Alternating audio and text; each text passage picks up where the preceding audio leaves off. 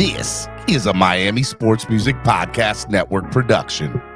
This is Clock Blockers, home of the #1 Miami Dolphin morning show. Let's go. I know the whole city riding. A little early, it's a bit surprising. Business moves, now we enterprising. Switch it up, now we improvise. Good morning, ladies and gentlemen. Welcome to the #1 Miami fan morning show, Clock Blockers, right here on the Miami Sports Music Podcast Network. Good morning to my family. Good morning to my Finlaws. Good morning to everybody who's out there. Bills Mafia, Bills Nation. Just want to say hello and good morning to everybody. I'm glad to be back on air. And we're gonna get into everything. I'm gonna do the rundown real quick, and we'll get into everything this morning. Let me say my name is Stephen D. You can follow me on all social media at Stephen D SKPL. Spread kindness, positivity, and love.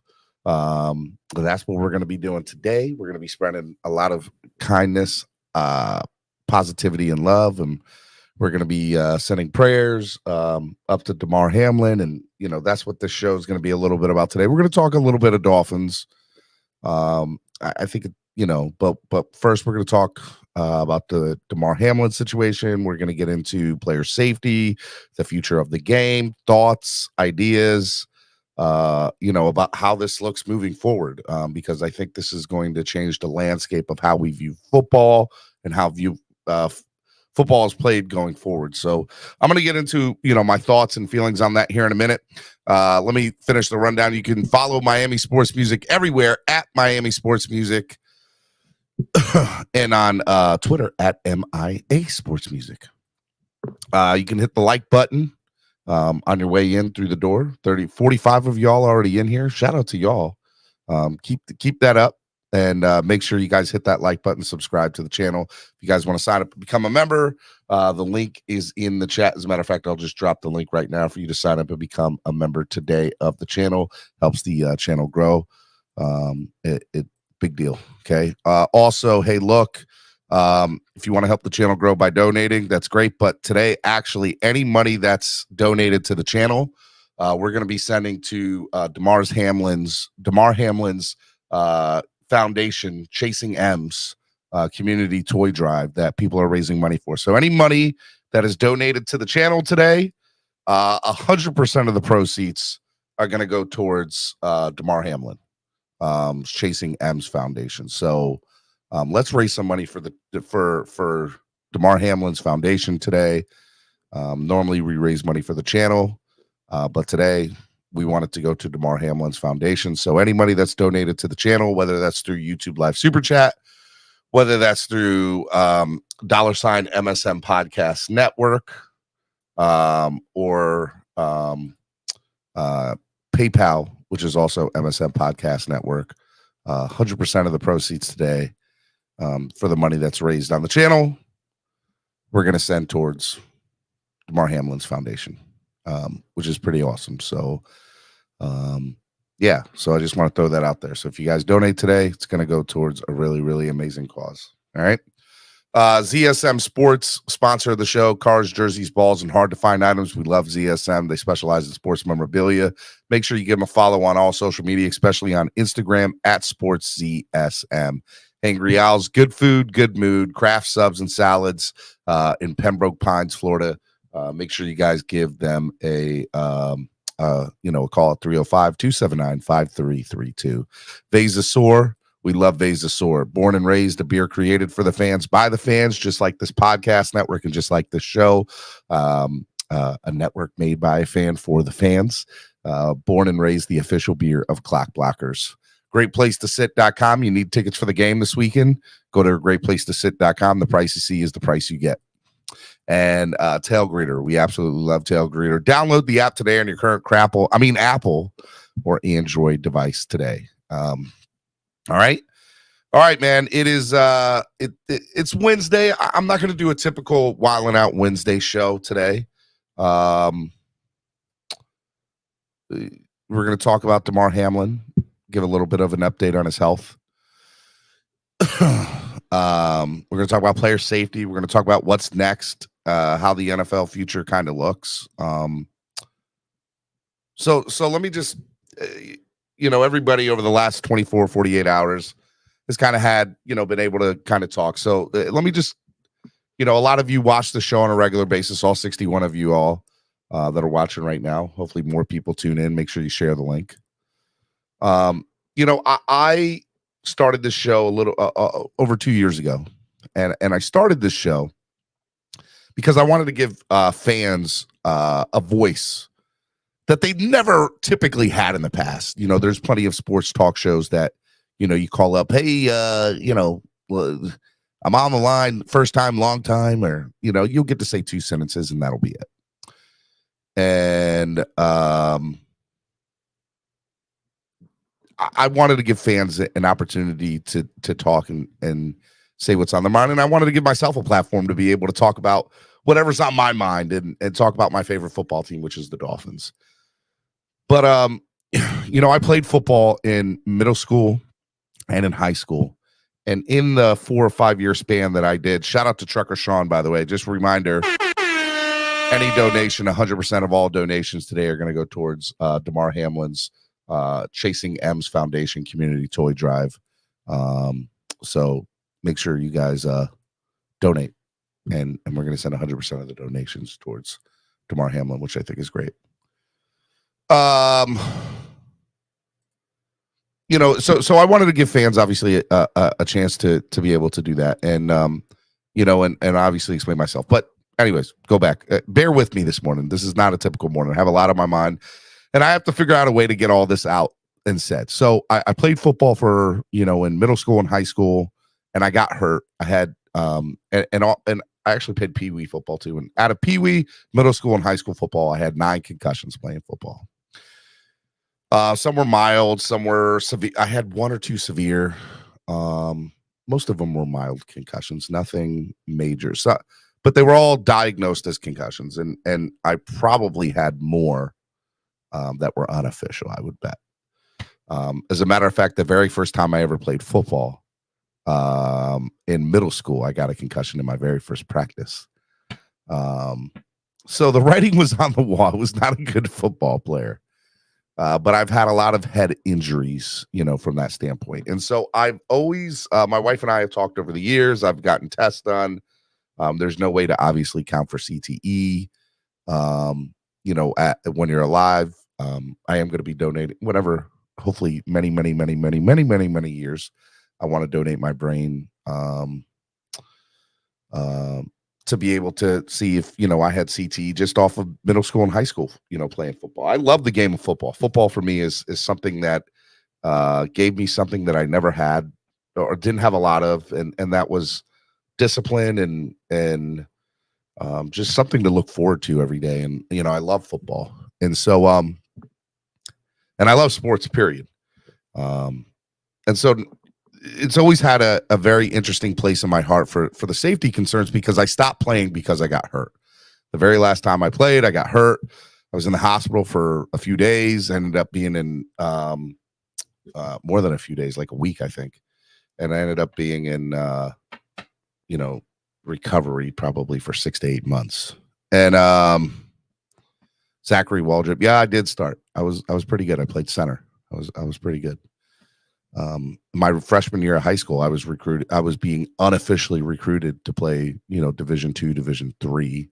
The coaches in the local area, everybody's like, you don't get recruited for Division III. Yes and no, you do. There's a college in North Carolina called Showan College, which is a very big Division III football school. They have the leading, their coach there, one of the best Division III programs in the country. And, they knew me. So Iamtucci said, what about them Hertford County Bears? Boy, I couldn't stand Hertford County. Y'all killed me every time. Go Gates County. Anyways, last night, or Sunday night or Monday night, get my nights right. I see the hit that Damar takes, and I see him just fall back. And it was scary, right? It was scary to watch that. And then to see the players' reactions that's when I knew it was this isn't your normal everyday injury. And then obviously over the hours that hand, you learned a lot more that needed to be resuscitated on the field. My wife works for, or she did work for Cigna, the health insurance company. And, she's a licensed healthcare clinician. And she's like, wow, they used to have the NFL account. And she's like, this is going to be crazy. She doesn't work for them anymore. She works for a different part of the company now. But, she was, we're sitting there talking about everything. Oh, my God, the counseling that these players are going to need, what they've seen, the crisis teams, just everything. Right. and we were talking about, Damar Hamlin and just everything that, he's going through right now. And did we just witness a death on the field? And that was the question we sat there and talked. And basically, mostly I was in shock because a lot of it came from me being on the field and, dealing with, big hits. And I remember my last football injury, which was not good. And it just kind of all brought it back to me. It was a very surreal feeling being in the hospital. I was never personally on a ventilator or anything, but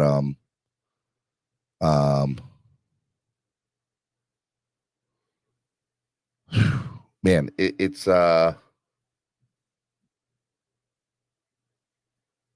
I don't know what to say. I don't know what to say other than it was a very scary and crappy situation on many different levels. First and foremost, Damar Hamlin's health and concern, right?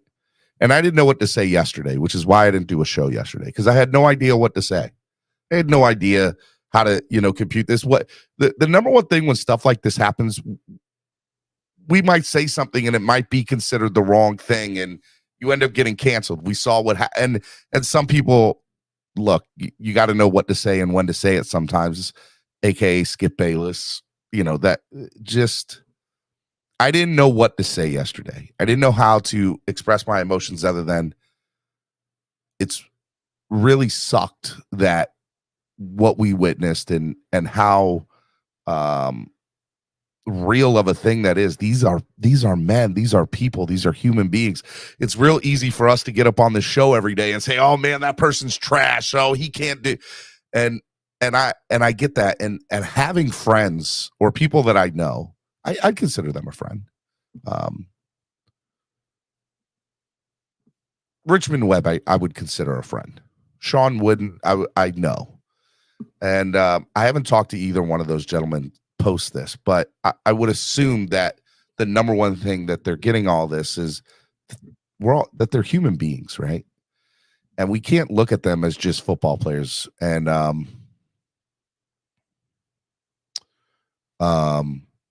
it is, this is a real thing. This is a real thing. And I think it's going to change the landscape of how we view football. Football is a very violent sport.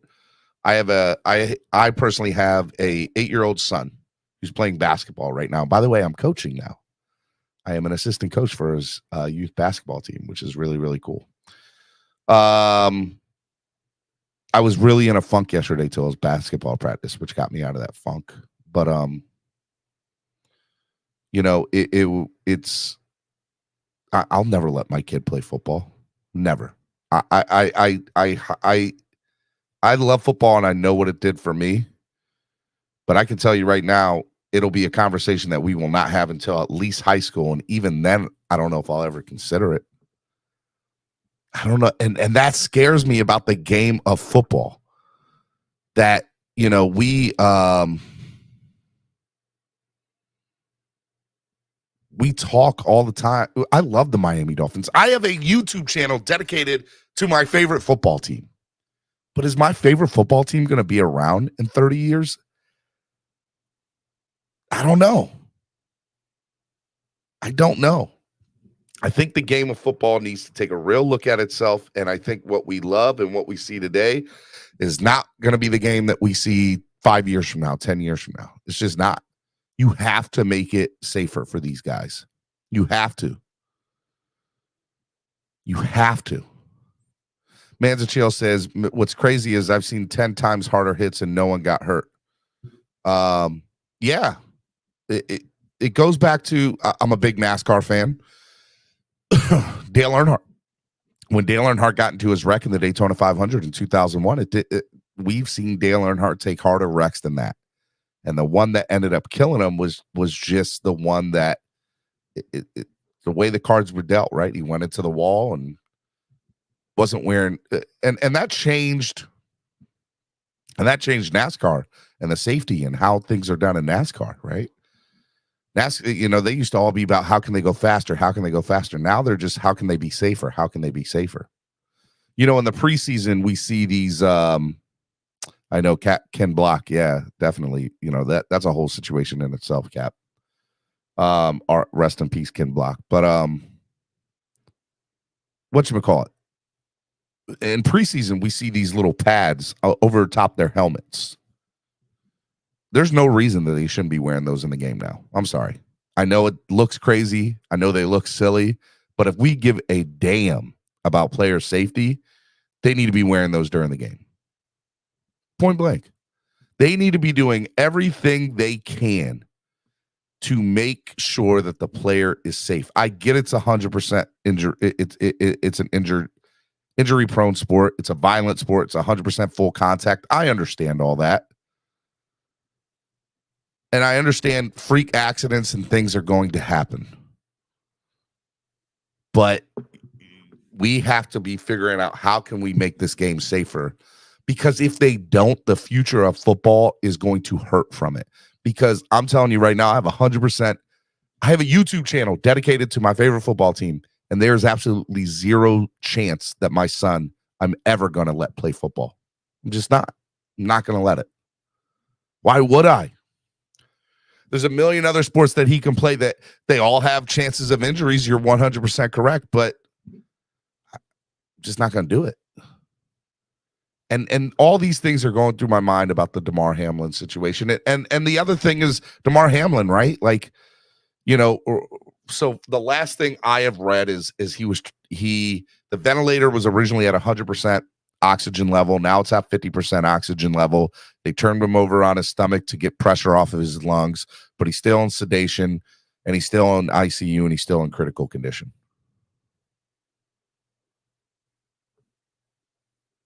I mean, he's not out of the woods. We don't know if he's going to survive this.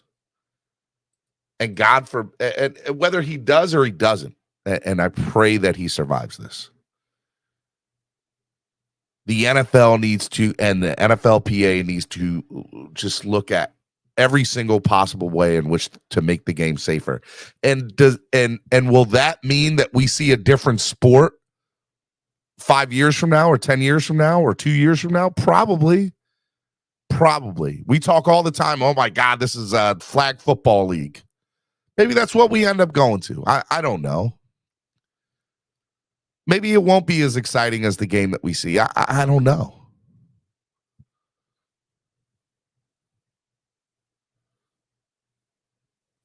All I know is I want to see the game safer. I played the game. I've been hurt from the game. I never played it at a professional level. I played it at pee-wee, middle school, and high school football level. Never played college. Never played semi-pro or professionally. And I just know we have to make the game safer. We have to. There's no other way around it. And so Rick Spar, I'm so glad you brought that up. Do you ever watch UFC? I love UFC. I would never let my son get in the octagon. Right? Willingly, anyways, right? I think when you look at boxing or you look at UFC, they have don't get me wrong, they have this moment. They have this, I don't know. I get what type of sports they are. And there's a love for it. Like I love UFC. I am a huge fan of UFC. And so some people are like, is how does this look between, letting somebody get into an octagon or a boxing ring compared to being on a field? And I don't know what that difference is or what that answer is. I just know that the NFL has to understand that player safety now is the number one thing they need to care about. I don't care about anything else. I understand that there's millions of dollars at hands. I understand that let me tell you, the NFL is a business. And I'm going to tell you from a business standpoint, last night or Monday night, they knew everything that happened, right? And this is the problem with doing a show, right? Because Damar is the focus, and I want to see him, but I think enough time has passed now that we can kind of have conversations about other levels to this injury, from things that are not 100% directly affected to, just the future of the game itself. There are some people that think, oh my God, we should delay this weekend and we shouldn't even play. I don't think that's the answer. I like, what Ryan Clark said on ESPN. He's like, we know, and I'm paraphrasing kind of what he said. We know what we sign up for. We know that our bodies are on the line. But after what happened that night, it's not in the front of your mind. You push it to the back of your mind when you're playing that you can lose your life playing this game. That you can get paralyzed. You can get hurt.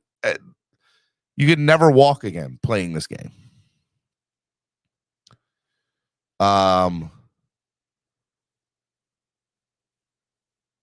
I know that Damar Hamlin loved playing the game of football from everything that I've read and heard from his family and teammates and coaches and loved ones over the last 24 or 36 hours. I know that he probably would never, I would assume that he wouldn't regret any second of playing in the NFL. But I don't know that for sure, right? I look at Ryan Shazier in that situation and what happened with Ryan Shazier when he played for the Steelers. And, Ryan has vehemently said, no, I don't regret playing football. I don't regret anything that I've gone through or the hit or being, everything that he's gone through. You play the game because you love it, most people. You play the game because of what it can provide, the life it can provide for you. Is there some truth in that? Is there some truth that there's way too much money involved in this for the NFL to? I think there's probably truth in that, but I also think that we're changing as a society, and the fact that they didn't finish that game shows me a lot about where we're headed. Now, it was the player's decision and the coach's decision not to play that game, not the NFL. But I do firmly believe that 10 years ago, that game would have finished. Like, there wouldn't have been an option 10 years ago. We're going to finish that game. No doubt in my mind that would have been the case 10 years ago. But it's not about the NFL making money or they're not going to stop it. It's about the conversation now needs to be, and fans included, because if fans don't care, the NFL's not going to care, because as long as they're making their money, they're going to do it. And how we go about doing that is having shows where we're talking about player safety and demanding accountability and saying, no, you guys got to get safer. And I know somebody had just sent, hey, if the NFL ever goes to flag football, stop watching. I'm not saying that needs to be the case. I'm not. That's not what I'm saying here. But I am saying the NFL needs to get safer. How that happens, I don't know. But they need to put a buttload of more money into ways to make the game still competitive and making the game safer.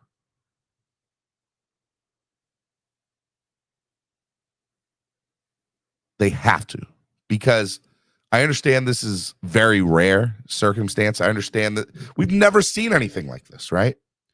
In 1971, a player died on the field. I understand that. It's 2023, so that's over 40 years ago, over 50 years ago, right? 80, 90, 2000. Yeah, 50 years ago was the last time a player died on the football field. So we're talking once every 50 years. But that doesn't make it any more or less. We need to also make this game safer. There are some people that say, well,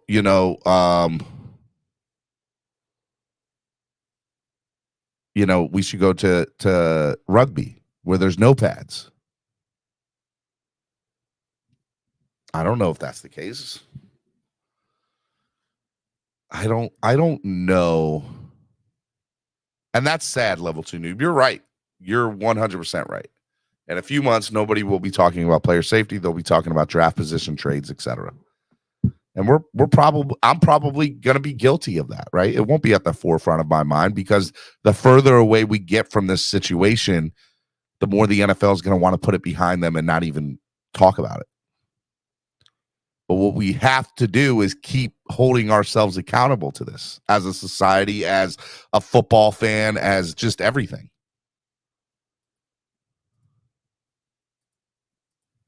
We have to. And by the way, I don't think that T. Higgins did anything wrong. I don't even know Steve Rose with the $5 donation. Remember, 100% of all donations today through Cash App, PayPal, as well as YouTube are going to go towards Damar Hamlin's foundation. So if you donate today, we want to try to raise as much money for Damar's foundation today. So let's keep them coming in, man. We had another $10 donation from Adam S.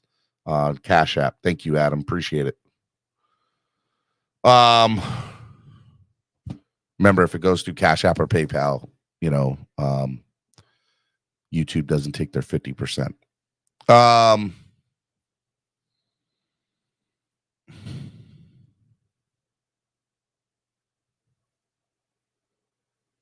I don't know where the NFL goes from here, but I know that they have to address it, right? Forget. I'm going to get into the NFL playoff situation. I'm going to get into where that goes. I'm going to get into that, but right now, I feel like player safety needs to be the conversation. Player safety has to be the conversation here. And I think that starts with the players. And here's another thing that my wife and I were talking about that night too. The other players that had to the other players that are interested, that they witnessed their teammate.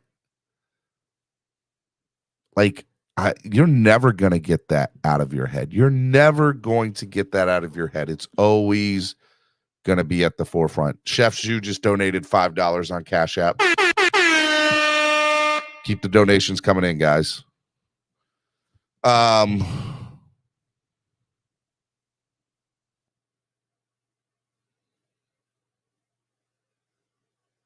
sorry, I'm kind of pausing. I'm just kind of reflecting on everything.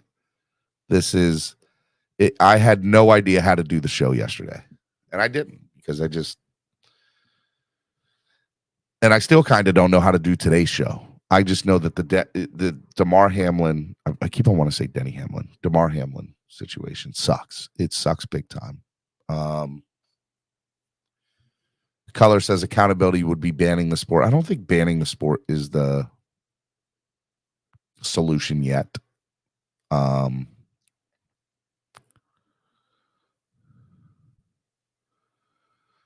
Big O said YouTube takes 30%. Next week, it'll be 80%. YouTube takes 48.8%, something like that. Just so y'all know. Like, it's ridiculous amount. I'm reading the chat and also dealing with this. Wilding Out Wednesdays normally how Wednesdays usually go. But I want to hear from you. I want to hear your thoughts on this. I don't want to talk about Dolphins football right now. I want to talk about your thoughts and your feelings on the Damar Hamlin injury and just kind of where you think the game of the NFL is headed. I'm going to drop the link in a minute. And we can kind of have a conversation about that. That's ultimately what I want from today. That's what I think.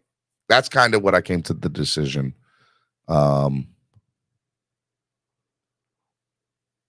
That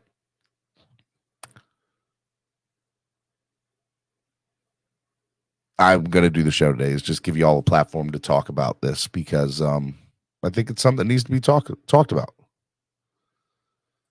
All right. So I'm going to drop the link. Here we go. I want to remind you all 100% of the donations today that come in, we are going to send towards Damar Hamlin's foundation, Chasing M's. So please donate to the channel. If you donate on Cash App and PayPal, a lot less fees come out. So go ahead and do that. And I'm trying to get to this. There we go. Pin message. All right. The link is pinned to the top of the page. Good morning, Mark.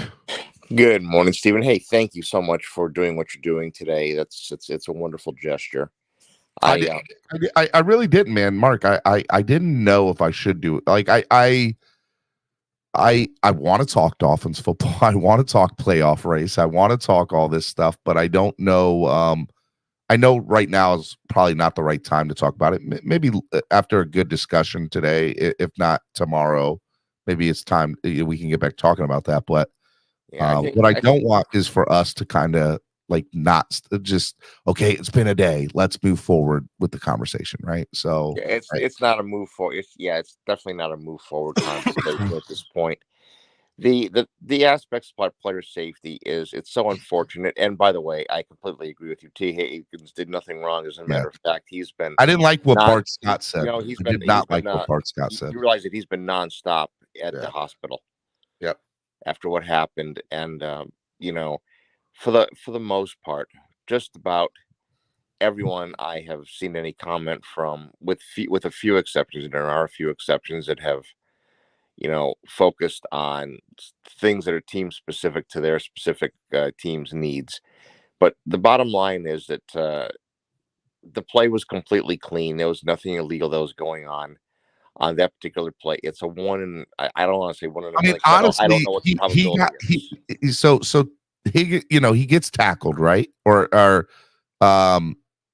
he gets tackled, or Damar Hamlin tackles him, right? And it was from a shot. It was a very clean football play, right? In the scheme of things. Totally. And he gets up. And so it's not an injury on the outside, as Ryan Clark said Monday night. Like you didn't see that. And as soon as he gets back up, he falls down. So there's and again, I don't want to whatchamacallit. I don't want to assume anything, but I think it's okay for me to at least make the statement of, based on my past experiences with my concussions, the way it looked is it was a prior concussion that this just triggered that and made it even worse. Whatever it was. It very well could have been, or maybe something in his family background that may that may be to this type of medical condition that came up, but you would have thought that the doctors would have been able to pick that up during all the physicals that the players have to go through. Didn't, right? Maybe they didn't, but the fact of the matter is, do I think it was the T. Higgins hit that caused this? No, I think it was I think it was the thing that set whatever was already there off. Right. And we have to look at that. And right now, there is improvement that's going on in the ICU. I read a report this morning that the ICU nurse said it's normally 48 to 96 hours before they bring the patient out of the medically induced coma. Mm-hmm. And we're hoping, he's breathing at 50% capacity now. His vitals are back to where they should be. So there's hope that there's no lung damage or brain damage. And we just simply hope.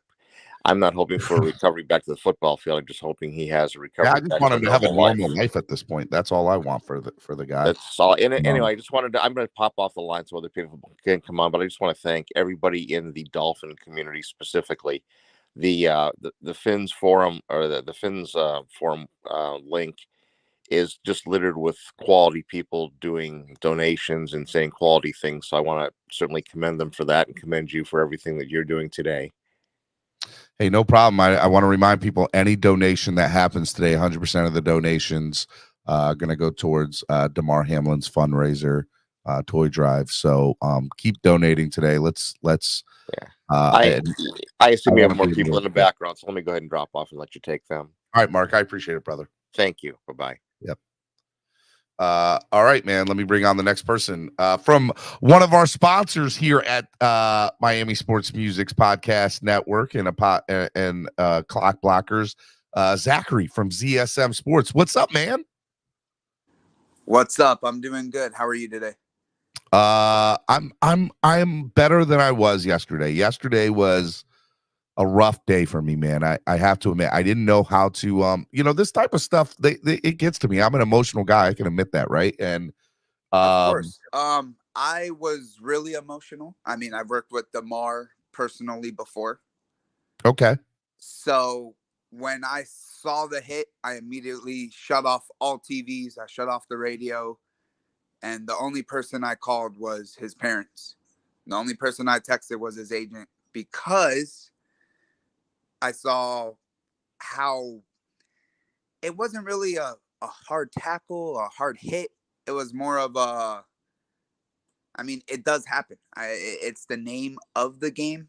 Mhm. I do want to see better safety protocols for certain things that I've seen throughout the year, not just for this incident that happened, just for the players. Mhm. That's my perspective. But it was rough. I mean, on Instagram, all I did was post about Demar. I posted about his foundation, and we donated some jerseys. We donated some stuff. So hopefully he gets better soon. I mean, I know he's doing better on I guess the hospital side, 50%. Yep. So again, just Oxygen. the current update is his oxygen level went down from 100 to 50% on the off the ventilator, which I don't know if it's a good or bad thing. I just know he needed 100% oxygen, and now he's at 50% oxygen that is needed from the machine.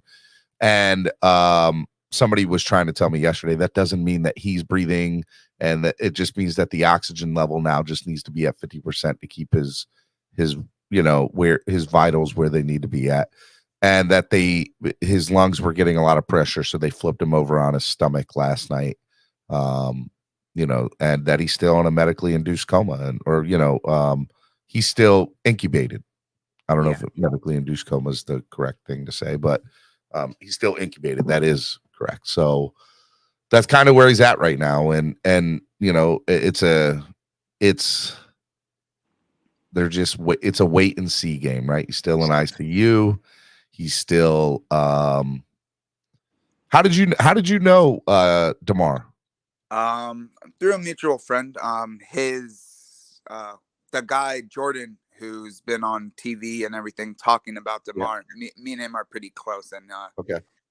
we follow each other on Instagram, and I did a couple of He's his agent or like his agent, right? Yeah, he's his spokesperson. Like, Yeah. he manages his foundation, all of that stuff.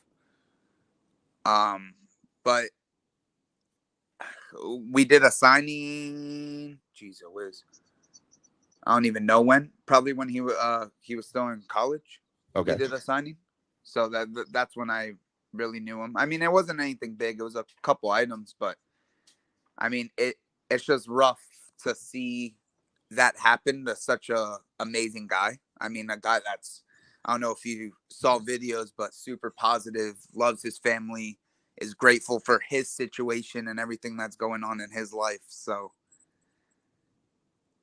yeah, man, it from everything that I have read, that a lot of his philanthropy started when he was in high school. He's been somebody that always gives, and somebody, and I tell people all the time that the type of person you are with no money is the type of person you'll be with money. And it sounds like, from everything that I have read or heard, is that he's just this person that is full of life and very, very nice, and about other people, and very giving, and puts others in front of himself, and very selfless. And so I like people like that. yeah, Those are the type of people I want to surround myself with. So we need more I people. saw an article that, football players, every guy makes millions of dollars, blah blah blah. I can't remember the article off the top of my head. but that's not true. I don't know if you know that. I do. I know they don't. I mean, I know, me and Sylvan are close. He's not making anywhere near $1 million. Yeah. So Damar was on that rise. Have you spoken spoken to other players since this and just asked them about the situation or how they feel? Yeah, we I don't want to name names, but yes, I know you have know a spoken. lot of players, but just kind of without naming players, what is and I know you know a lot of Miami Dolphins. You work with them, you have contracts with them in the autograph stuff world. What is kind of the feedback you're getting from some of the players about this situation? It's scary.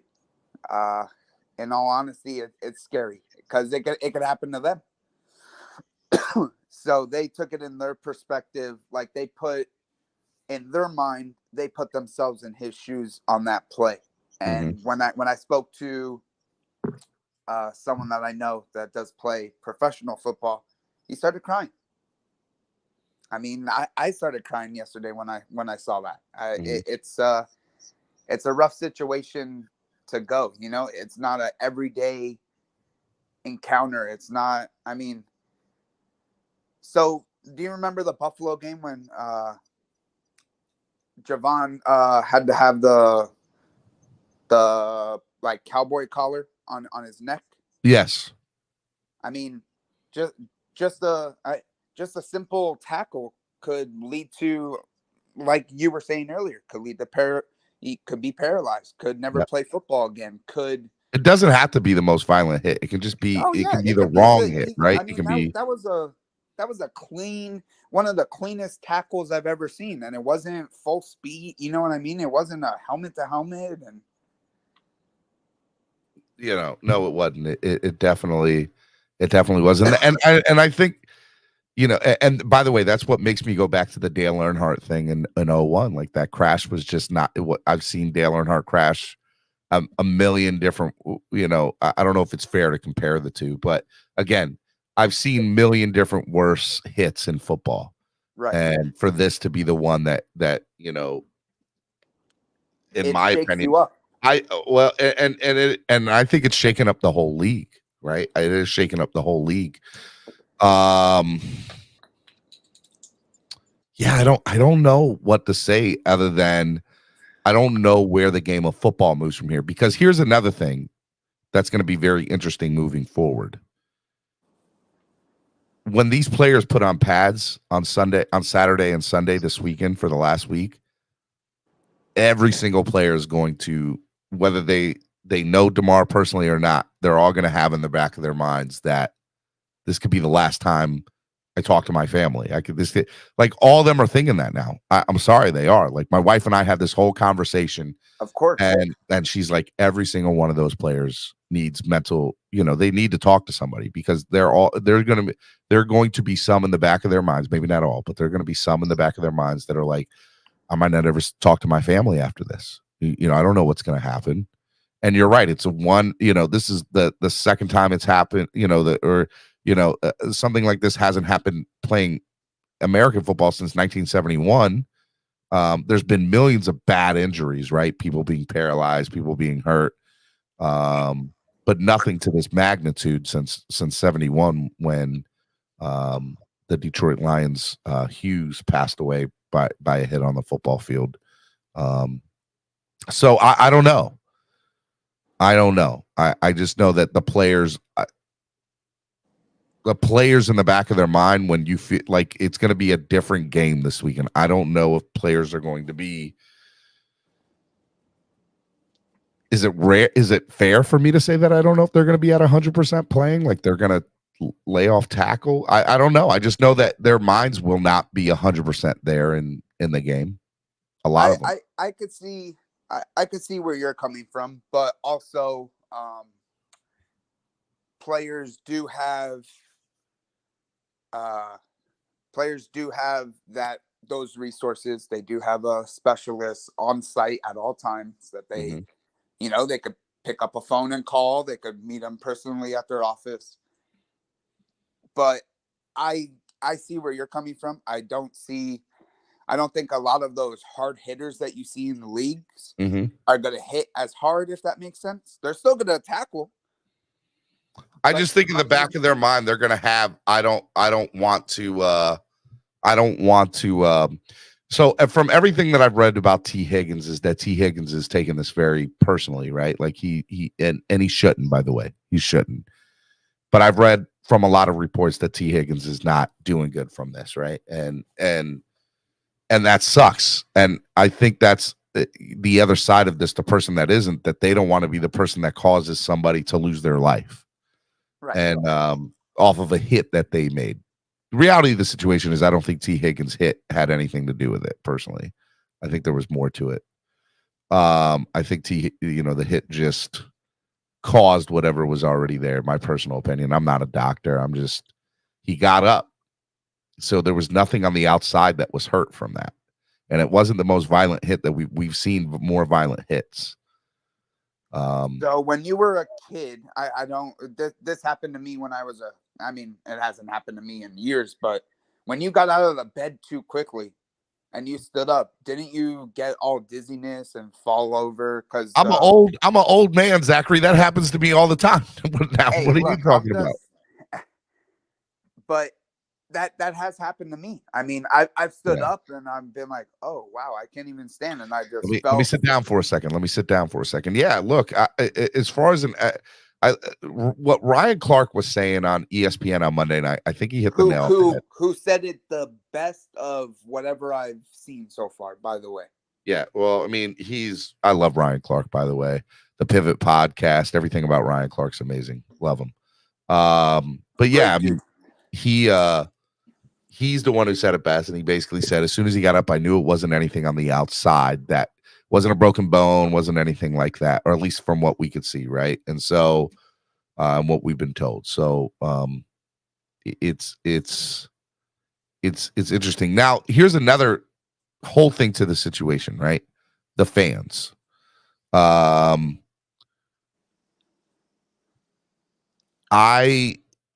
don't know how I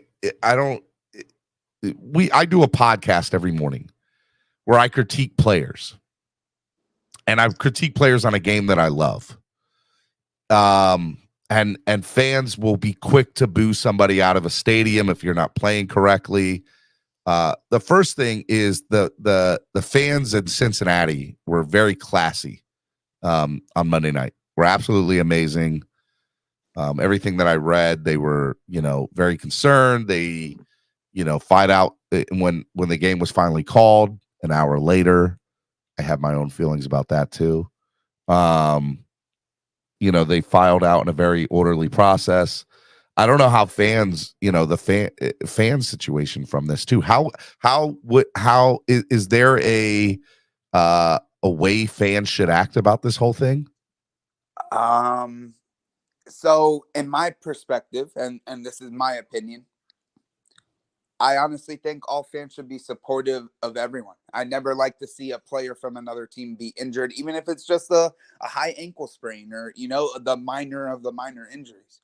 It's never, I've seen at games where people's like cheering on other players getting injured. I'm all about being positive. And you saw during the Buffalo game, Javon got injured and I got super, super, super quiet. I didn't really talk to anyone when I saw you at the when we were watching the Buffalo game. Yeah. Because, that's my boy. And literally, he's my brother. I consider him a friend. I consider him, so it's when he got hurt, I got extremely quiet. And then there was people there like, yeah, you didn't make the good hit, blah, blah, blah. And they're cheering on for the Dolphins. So like what I say to all fans, even at the stadium, not at the stadium, just be supportive. It doesn't cost anything to be like, oh my gosh, this is crazy. And it's going to shake up. This is going to shake up the whole league. This incident. I think it already has. I think it already has. You're going to see different, you're going to see pads getting raised to, instead of a 1/4 inch, they're going to be a little bit thicker. You're going to see helmets have extra padding. You're going to see all I'm telling you this. So in preseason they wear these outside pad helmets. Yeah, you might see that during the I'm regular telling you season right next now, year. they're not in the game next year. There's something wrong. Like, they need to be in the game. Like, I know it looks weird. I know it'll be totally different. But if it helps with concussions, right? they need to use them. It's an extra support. Yeah. Yeah. You have all the pads inside the helmet, but this is outside. Nothing on the outside. Right. It's all. Yeah, I definitely. I think if it helps make the game better, I'm all for it. Of course, and I want to see player safety. Yeah. For every team, not just Damar. I want to see it for every single player in the league. Because this, in all honesty, I mean, I'm 25, but you never know what could happen to me in life. You know, you never know what could happen to. I mean, you saw what happened to what's his name in Florida, to Haskins. You saw what happened, and he's 20. He was 24. Yeah, right. It's a freak. It happens, but you never know when it's your time. So always, I mean, me personally, you've met me. We've done a bunch of giveaways together. I sponsored the show for a reason. I sponsored it. You're always a good guy. I mean, you're always supportive. I'm always supportive. You know how I am with the players. And I take it to heart. I mean, I saw the hit, and I immediately shut off the TV. I put my phone down, and in all honesty, I'm gonna sound like a baby on your live right now. I honestly cried. Because I mean, look, I don't think you sound like a baby. I think that like I was up until last night when I went to my son's basketball practice, I've been kind of like in this trance and in this daze because I don't know how to. I know I feel for Damar's family and everything, and you know that makes me sad. But I don't know how to kind of process this because you know, personally, just dealing with so many head injuries myself, and understanding that, you know, CTE scares the crap out of me. With all of my injuries and, you know, personal dealings of stuff in my life. But, you know, I hope that, you know, I pray that Hamlin gets a full recovery, but I don't know where they go to from here. It'll be very interesting nonetheless. Yeah. Anything else before I let you go, man? I appreciate you coming on and talking about your experiences, and, you know, I think Jordan is his agent's name, right? Is that his name, Jordan? Yeah, Jordan. If Jordan wants to come on and just give us an update, if you want to text him and say, hey, look, you know, I have a podcast, just wants an update on his health, we'd love to have him on. But I appreciate you coming on today, man, and talking, brother. I love you, man. No, I appreciate you, and nothing but the best. I'm gonna get back to work, but I will shoot him a text and see if I could get any updates. Yeah, man. If you can get an update, that's fine too, man. Whatever you can get is you know, anything you can get about Damar would be great. Awesome. You have a good one. Enjoy the show. Love you, brother. Be good.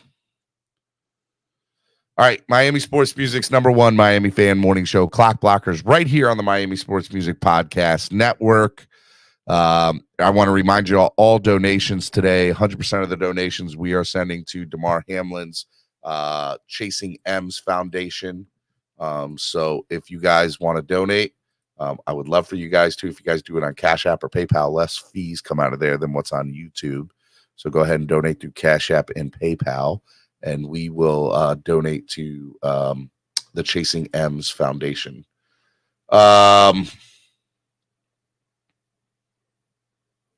Yeah. I had like 4 people in the background and everybody got off. So if you all want to get on, the link is pinned to the top of the page. Get up here. I got open. Nobody's in the back room. I'd like to hear from you. I want to hear from you. What do you guys feel about this situation? What do you guys feel about the future of the game? Where are you guys with, you know, how this moves forward? It'll be very, very interesting to see. All right. From Bill's Mafia, Michael K. Good morning, Michael. Hey, what's up, Steven? How you doing, man? I'm all right, man. I'm better than I was yesterday. Yeah, it absolutely sucks. But like I mentioned to Lewis in the in the chat, man. It's pretty cool that the entire country's got behind this. It is. I did have that conversation with somebody yesterday, and I said that, it sucks that something negative needs to happen for people to come together. But it is really cool to see people come together no matter what. And I think for this fundraiser that Damar's raised, or the toy drive on the GoFundMe, I think the original thing was $2,500 was the goal, and they're over at $6 million at this point, which is great. Yep. Somebody dug it up. Somebody dug it up and put it out there. I don't know if it was a Bills guy or a Dolphins guy or 49ers. I don't know who it was. They dug it up, got it out there, man. It just took off. It did, man. And I'd like for us to give big to the from Clock Blockers to the show today, to the fundraiser today. So guys, donate to the show, and I will forward it over, and let's do a big donation for Damar, which would be great. All right, man. From a fan perspective of Bills Mafia, man, how is Bills Mafia taking this? Like, what's going on with you guys? It's kind of just a sit and wait kind of thing. In all honesty, like our local news, we have it at 4, 5, 5:30, 6. That's all it is, and it's and honestly, they're not saying anything new. They're just keeping it out there for whatever reason, but they're not saying anything new other than he's at 50% oxygen, or and they have doctors on and stuff. But I did want to touch on them Guardian caps that you were talking about. Yeah. I don't think that's not a solution. They're wearing them in practice. They're not going 100%. And the brain doesn't care what's on the outside of it. It's what happens on the inside of your head. Yep. And they were talking, and it was a doctor here. Hold on, I gotta stand up. A doctor was talking on the local news about the concussions. I don't know, 2-3 weeks ago, when the concussion was in the forefront. And what he had suggested is they moved the defensive line of scrimmage back 2 yards. And what that'll do is it'll afford the offensive lineman and the defensive lineman to actually be in a stand-up position and not coming forward with their heads. That's interesting. I've never heard that theory before. Yeah, and that's what they're talking about, because the most concussions happen, and everything that you see, it's always linemen, both offensive, defense, and linebackers coming in for the hit. On occasion, obviously, everybody's susceptible to concussions. How they hit the ground or whatever, but the majority of the concussions are linemen. Look, I don't know what the solution is, but I do know that there better be a committee that includes former players, current players, referees, medical staff, doctors, NFL. Like, there needs to be a room of 40 or 50 people, and every single thing should be on the table of how to make the game safer. And then they need to implement that into the XFL and try it all, because they have the relationship with the XFL now, to see what works and what doesn't work, and whatever does, translate that to the NFL game. Right. When did that movie Concussion come out? Was it 7-8 years ago? Yeah, 7 or 8 years ago now, I think. So obviously, and that's the problem I have, is obviously it's been in the forefront for a while, and they still haven't made any progress on, different helmets or whatever, or how to alleviate the concussions. But like, you go to a boxer, I think, can't fight for 8 months after. I think it's 8 months for. So the athletic commission does not allow for a concussion, for a fighter that's concussed, to fight for 8 months after he's had a concussion. But if I am also correct, he can get medical waivers if he passes certain things before that. So I understand that's what it says, the state athletic commission, or the boxing athletic commission, or whoever it is. Yeah, the BAC. Correct. But if I'm correct, they can also do that. All right, hold on. I think we have breaking news for the Dolphins. I just want to confirm it before it's true, to make sure it's true. So just bear with me here. Time. The Miami Dolphins have signed quarterback Mike Glennon to the practice squad. We knew that they were going to go after a free agent. I just wanted to say that real quick. Mike Glennon has been signed to the Miami Dolphins practice squad. And he could still be activated for Sunday, so it'll be very interesting to see what happens there. I do want to touch on football a little bit, because a lot of people here in Buffalo are choosing, they kind of want to forfeit that game or not even play that game. Yeah, I don't know what to do about that game, right? Like, so before you say what you're going to say, so I had no problem with them postponing the game 100%. And I don't think before the night was out, they were told, like, Buffalo was on the plane to go back to Buffalo. So the game wasn't getting played.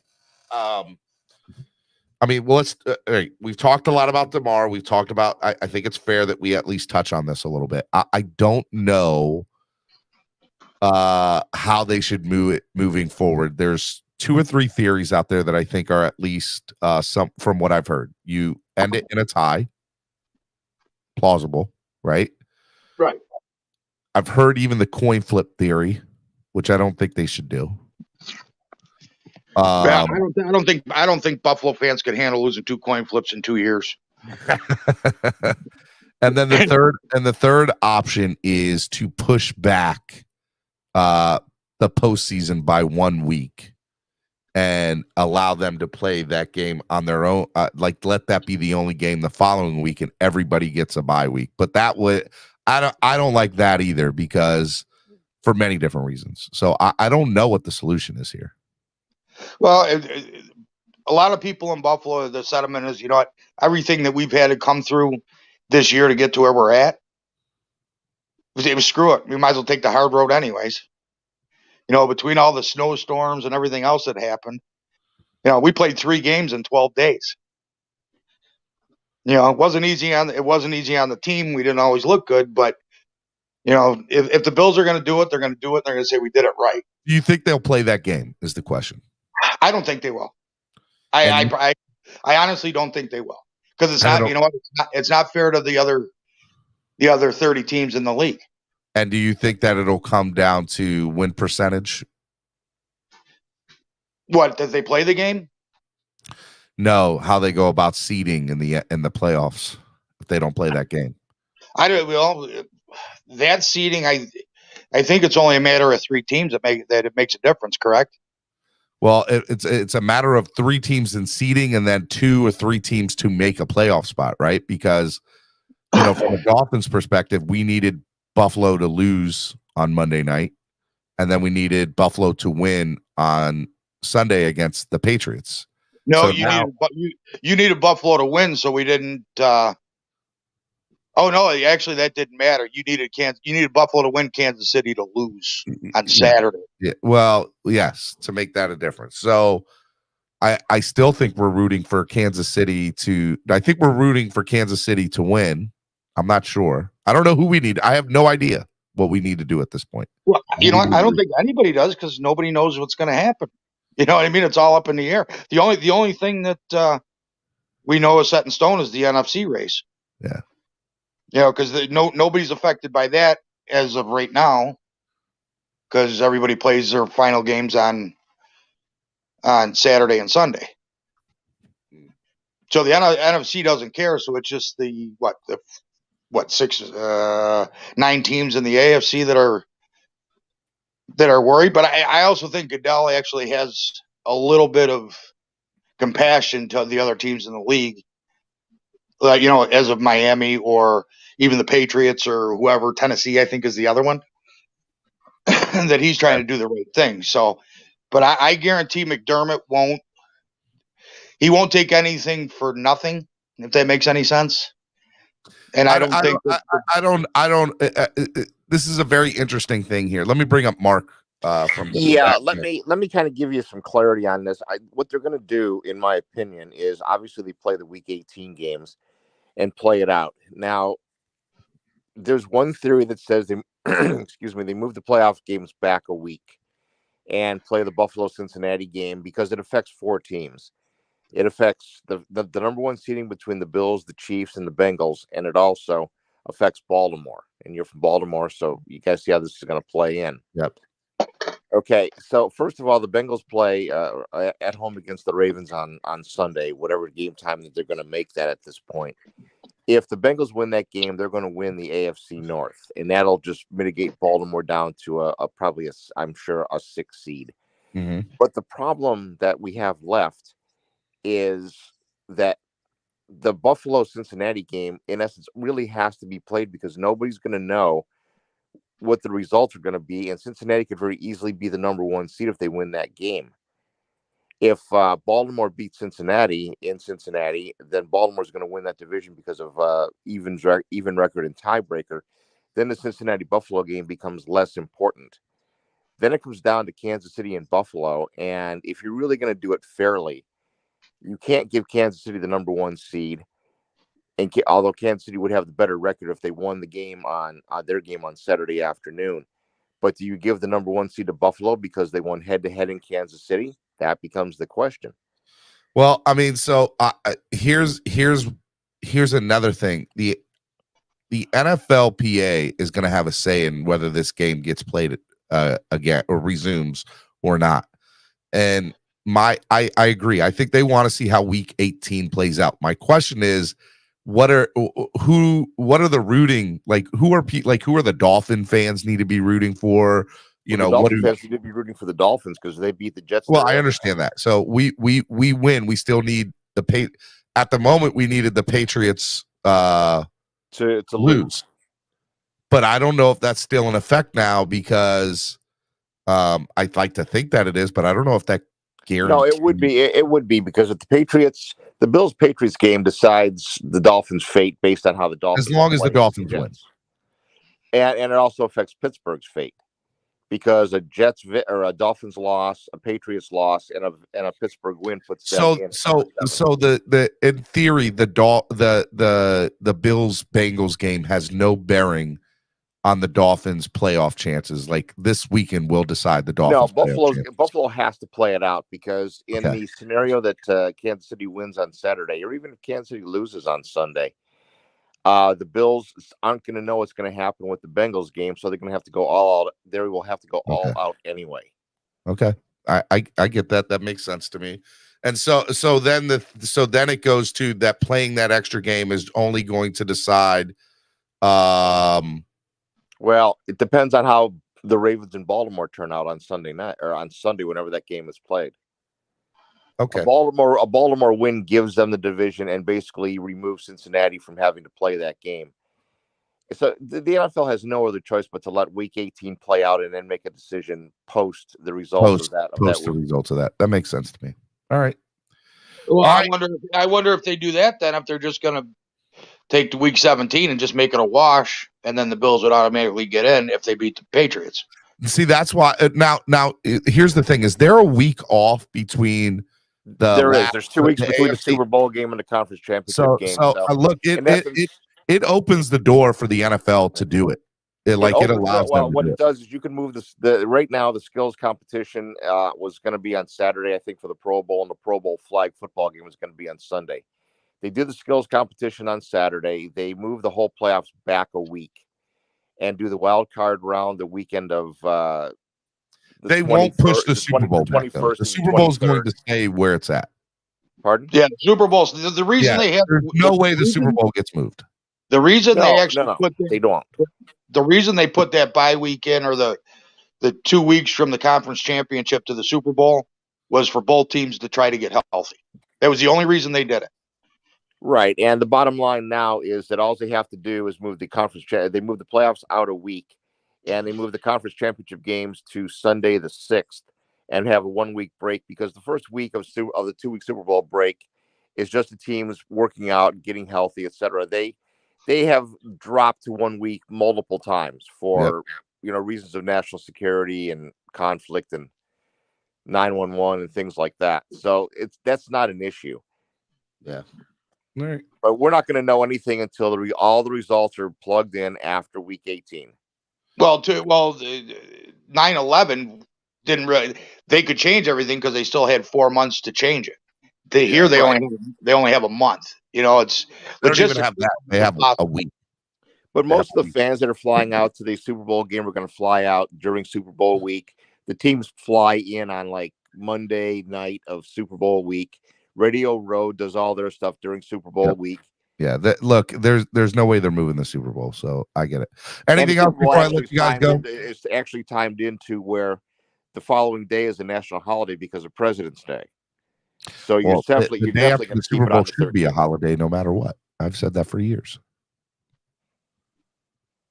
So it's just like I said. I think the Bills play full out. Obviously, the Bengals and the Ravens play full out, as do the Jets and the Patriots and the Steelers and the Browns. Those are all 100%. So, by the way, Saturday night's game, it doesn't matter. The Bills are still going to play at 100. Like, they're still going to play all their starters no matter the outcome of Saturday night. Yeah, because they're not going to know what's going to happen if they have to play the Bengals game or not. They have no idea how that's going to play out. Yeah, and I can't guarantee the Chiefs are going to beat the Raiders. Chiefs haven't been playing all that at this point.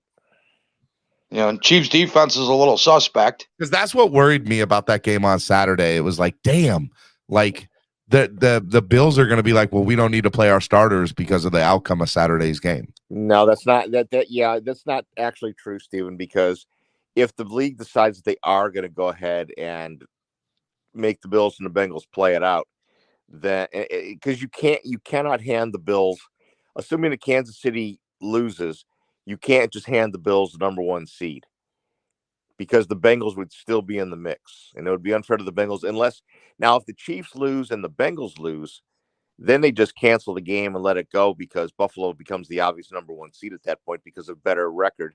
13-3 is better than 13-4. The Bengals loss would put them at 5 losses. And in a way, that's kind of that's the bailout for the NFL. The only thing I can guarantee about Sunday is there's going to be at least 3 Bildos on the field. I can't with you guys. All right, I'm gonna let you guys go so I can let some Dolphins fans up here. Hey, I do want to say, Michael, good talking with you. I do want to say this to both of you guys. Miami, Fins Up Nation is with Bills Mafia, man. We are we're hurting with you guys, man, and we're with you. And hey, and I don't know if you noticed, but I haven't had one moniker. I changed my name back to my original. I'm not disparaging any other teams, especially the Dolphins. Which you know damn well I don't like calling them the Dolphins. We're all family today, brother, and that's all that matters, man. So keep your head up, man. I would donate today for you, Stephen, but I already donated $500 yesterday. Hey, man, look, whenever you guys donate, if I want to be able to make a big donation to them on behalf of Clock Blockers and Miami Sports Music. So let's hope all the classy fans that you have feel the same way. I want that to happen. So, guys, donate.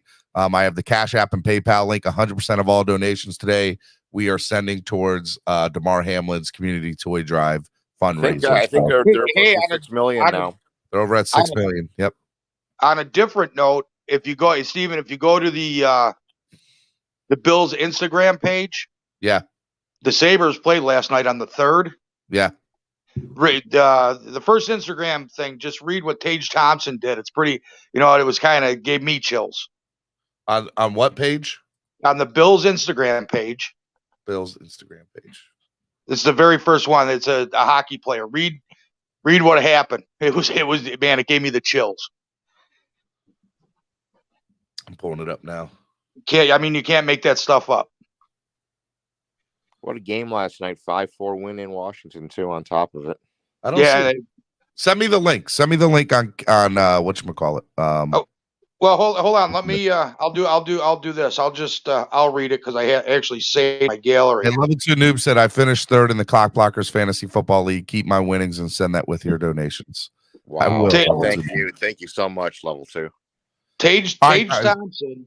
Tage Thompson, who's the Sabre. He's definitely the Sabre star this year. Mm-hmm. On January 3rd, got 3 goals. It was his 3rd hat trick of the season. It was his 30th goal of the season.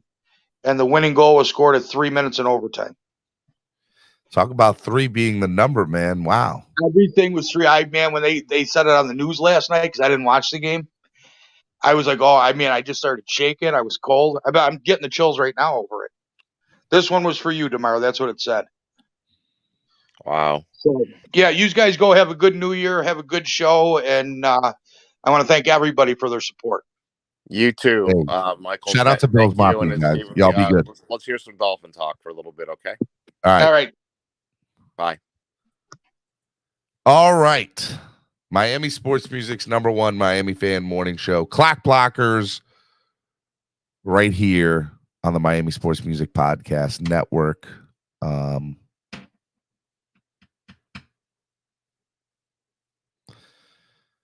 Man. Batman, what is up, brother? You got to take yourself off mute, Batman. Hey, Steven, what's going on? What's going on? How are you? Pretty good, man. This StreamYard thing just throws me in every time. I know. I can't figure it out. It's all good. I saw your text and I gave you an opening. So you took it, man. I appreciate it. What's up, buddy? Listen, well, first off, we've been talking about him and my prayers up. You know, hopefully, you know, it's a process, man. Doctors are doing a great job, you know. Let me just keep praying. The first responders were amazing. Were absolutely amazing, and they and at the moment they saved his life. Without the first responders being there, like, they deserve a lot of the credit too for keeping him and you know, for him to even have a chance is because of the first responders. So shout out to the first responders. And like Michael said, man, the way this, you know, the world is coming together for this, it just shows that it gives it like you said, it sucks that it has to be something like this for us to come together. But you know, hey, listen, prayers up, man. His mom was there. I mean, multiple people have said it. The fact that she wasn't out of town, she was at an away game, she was able to be there. Imagine being a parent having to, you know, get a last minute flight. Like, all these things are true, man. It's just crazy how things work, and you know, continue to pray for him. But yeah, I have a question, Steven. I have a question that I do have to ask, Dolphins related. I've been informed by several of our Dolphin fans, guys that come on the YouTube. I got a question, Steven. I know it's Mortal Kombat Wednesday, probably later on in the day today. It's not Mortal Kombat Wednesday. First of all, we don't do Mortal Kombat Wednesday more. Now it's usually only Wildin' Out Wednesday. But you know, I'm not even really doing Wildin' Out Wednesday today just because of everything. But I will hear your question. I'm hearing you, Alex, Renee Diaz, and CB83 are officially off the Tua bandwagon, leaving me last man standing by myself. All right. Here are my thought. Well, again, I really didn't want to get into too much other talk today. I'll answer your question. Okay. My answer to you, Batman, is if Tua comes back this year and helps win us a playoff game, I think he should come back next year. If Tua does not come back, or we do not win a playoff game, then I'm 100% on board with bringing somebody else to the building, because what I needed to see this year from him was him making the next step, which I think he did to a certain extent, and us winning a playoff game, which was the goal, and him to be healthy, which he has not been. And good, bad, or indifferent, that's where I'm at with the whole situation. Okay, that's fair. That's fair. I like Tua, like the guy, like him as a person. Want to see him be healthy. Want to see him, you know. My goal, my number one goal, was to see him be, you know, the person who moved this franchise in the next step. But it doesn't look like that's going to be the situation. But if it changes, I'm a flip-flopper at heart. I will 100%, you know, get back on board the train. But right now, where it's at, Mike Glennon looks like he could be the savior of our franchise this year. And that's a very sad state of affairs as a Dolphins fan, that Mike Glennon is potentially, you know, God, I pray he doesn't see the field at all. If he sees the field, we definitely. We just got some news on Teddy right now that he dodged a broken finger. It's just I think it said it dislocated. I couldn't see it. It came up on my screen. Yeah, but the question is he going to be able to throw a football or grip a football? It'll be very, very interesting. Nope. Mike Glennon, you just said it, Steven. Mike Glennon is going to be our savior on Sunday. We'll see. Well, see. I mean, Skylar Thompson's going to get the start. That much we know. So I heard he has a bloody fingernail, though. I heard he has a bloody fingernail. Well, I don't know. Don't look if we're hoping on Mike Glennon again. This is the worst collapse in franchise history. Let's just listen. I'm just happy because the rumor was that we were looking at bringing Josh Rosen in, and I'm glad we didn't bring Josh Rosen in. We would never heard the end from Pete. But everybody donate to the channel, man. It's for a good cause today. Channel, you know, 100% of all donations we're sending out to Damar Hamlin's charity, and I want to make a big donation. So please donate to the channel, help the channel be able to give this donation, big donation. I want to see that. All right. All right. It was cool to see Zachary, man. It was cool to, yeah, I'm doing a show. I gotta send you the link because I lost access to all like the like your YouTube, your Facebook, everything. I logged in last night and nothing came up. So I was like, whoa, like all the links, you know, to add. So I was gonna ask you if I could send you the thumbnail because I already have it. I was gonna upload it yesterday, but I don't have any of the links. You should be able to access after I get off the show today. Get with me and what time are you gonna be home? Oh, I probably won't get home till like about 8:15. Well, that's not gonna help. Yeah.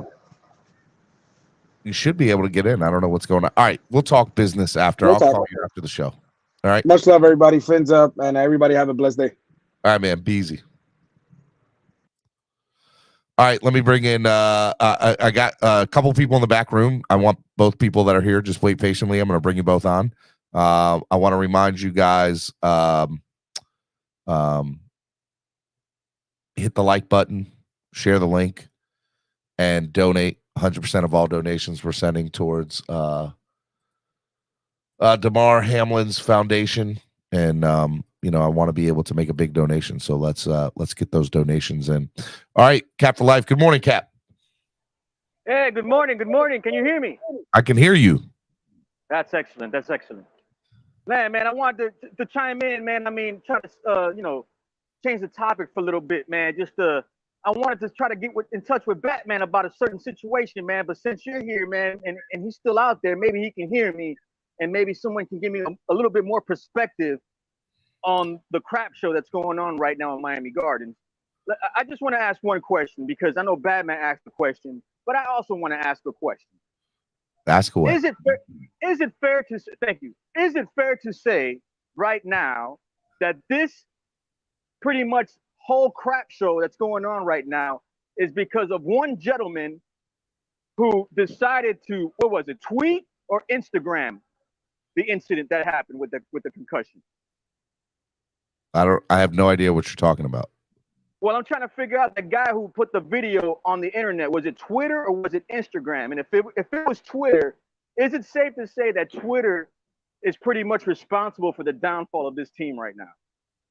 No, like first, I have no idea what you're really talking about, but no. Dude, the guy who put the video of Tua getting hit in the Green Bay game, he put it online. I'm trying to figure out if it was Instagram or Twitter. Very simple. It was just a fan who took video footage of the game and posted it up on social media. Which social media outlet was it? Twitter or Instagram? Does it matter? It does matter because I've been saying it from day one. Twitter is toxic and Twitter is the main problem and the culprit. No, it is not. If the video was put on contributes Twitter, to it, but it's not the main culprit. Oh, okay. Well, I mean, shit, they still have a hand in it. Yeah, exactly. Correct. It contributes to it, but it's not because the reality of the situation, Cap, is to get to football a little bit. And I guess people want to talk football right now. Yes, you have to get out of the slump, bro. Time to talk football, bro. I think that the Dolphins are just a bad football organization. I think that's the reality of the situation. And they do not make very smart decisions it's not even make smart decisions. I just think that they're just not a good football team. And that sucks to say, because for a long time, up until recently, I believed that they were. I thought that they had made that change. But after being on this 5-game losing streak, I am of the mindset that good teams find a way to win, and the Dolphins have not done that. And until the Dolphins change that, I'm going to just think that they're not a good football team right now. And so as far as social media being the main culprit of why this team is in the position it's in, that's a wild, far-fetched theory. And I think it has no bearing on the team itself. Maybe the fan base going crazy and maybe some of the players being pissed off about how the fans feel, but who cares, because we've been fans for 30 years and we're allowed to be pissed off, right? So, that's kind of how I look at it. Still doesn't answer my question. Is social media the reason that we're in the public eye right now? We're in the public eye because we suck and we haven't played good football. So you're telling me if we would have pretty much not gotten any type of controversy during the Green Bay game, the narrative would be that the quarterback sucked even more? Is that what you're saying? I don't know. To make the assumption that Twitter is the cause of the Miami Dolphins playing bad.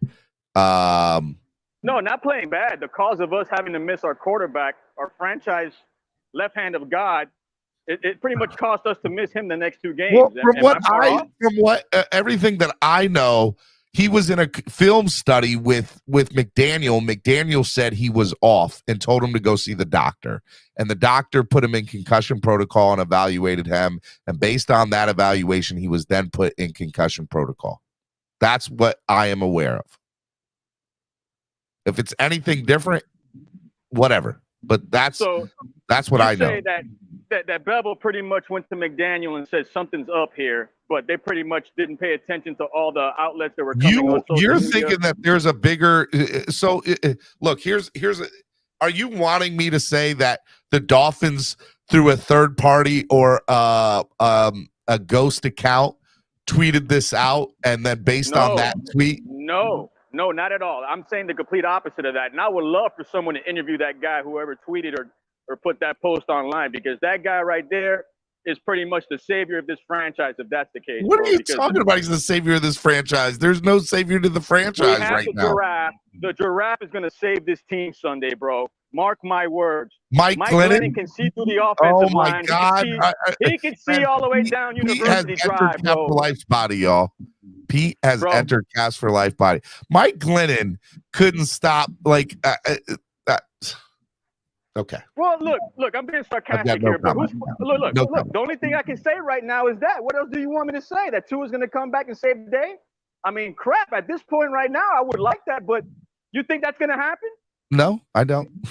Okay, I think our only hope, it's not nobody's fault. Our only hope. The guy who posted it online is not at fault either. You're not listening. No, I want you to listen to me real quick, because the guy who was online has no fault in this. I'm just saying it'd be nice to interview him and have him say what his thoughts were to post that online, because obviously it caught the attention of the NFL. He had a theory. He went back and looked at game film and said, hey, look, this is what this looks like. Okay, well, is it true or not? I don't know. It caught the attention of the NFL because the next day, all of a sudden... No, they didn't. You're wrong. The Dolphins self-implicated themselves, and that's probably the wrong phrase to use, but they're the ones who said... You are so naive. I'm not naive. I'm telling you the situation that happened. Okay. And you think Mike Glennon? You think Mike Glennon's going to save it? There's a reason Mike Glennon's not on a roster, bro. I'm not in the front office. I'm not Chris Greer. Chris Greer thinks that, not me. He's the one that's Mike Glennon is the best out of a bunch of different horrible options. And so he's like, what's the least horrible option I can have? Mike Glennon, all right. Don't shoot the messenger. I'm not Chris Greer. Don't shoot the messenger. I get you're upset. I'm not upset. It's pretty much another body, because the bodies we do have are not reliable bodies. And I mean, crap. I mean, I'm just curious to find out. So that's why this team is not in a good playoff situation at all. Look, what I don't understand is everybody's quick to say we're going to go all in on honestly, Bradley Cap, Chubb. the best option they had, in my opinion, and people are going to laugh, I think they should have called Fitzpatrick out of retirement and said, hey, come play. What do you want? Yeah, no, I agree with you, man. I agree with you. Look, we could have had RG3, Fitz at this point. My point being is we're in the same position we're in now, the third year in a row, because the inconsistencies of a quarterback that we're supposed to pay franchise type of money to pretty much gets brought to the attention by a YouTuber or streamer or Twitter guy, whatever. Theory. That's not been proven. Oh God, man. Oh God. We're gonna play this game again. I'm just telling you that's a theory and one that I do not personally believe. Okay, well, I mean, at the end of the day, we'll find out today if Tua's gonna play or not, right? Tua's not going to play. Tua is out. Get that through your head. Okay, so you need get that through the other people's heads. I'm trying to relate the message to all the other people that after what happened Monday, that's why Mike Glennon was signed to the practice squad. The optics for the Miami Dolphins pretty much made everything look bad to the point where people that think that Tua should come back really need to reconsider their thought process. Because after what happened Monday, Cap for Life, I'll tell you exactly what I said late last week. If Tua feels that he's good enough to come back and he passes all of the in-place concussion protocols or whatever, then so be it. If Tua feels that he's not ready to come back, or the team decides, even if you pass, we're not bringing you back, so be whatever the situation is. I am backing up that situation. If Tua feels that if Tua were to get on a microphone right now and say the Dolphins are allowing me to play, I think I should be able to play, then I would probably back up Tua in that situation. If the team is saying no, we're saving Tua from himself, and that's what we feel is the best situation, so be it. If Tua just hasn't straight up passed concussion protocol, which I think is the case right now, then that's what it is. Like, it doesn't need to be more than anything than that. And so for fans to sit here, and I'm not just saying you, Cap, but I'm just saying, don't put me in that equation. I'm just relaying the message. I'm just saying for fans to make it anything other than that is ridiculous. Like, the man got hurt. The Dolphins are the ones that saw the signs, and whatever it is at this point is what it is. Now my personal opinion is he hasn't passed his concussion protocol situation yet, whatever the thing is. And until he does, even if he does, I actually think that Daniel's not going to let him play.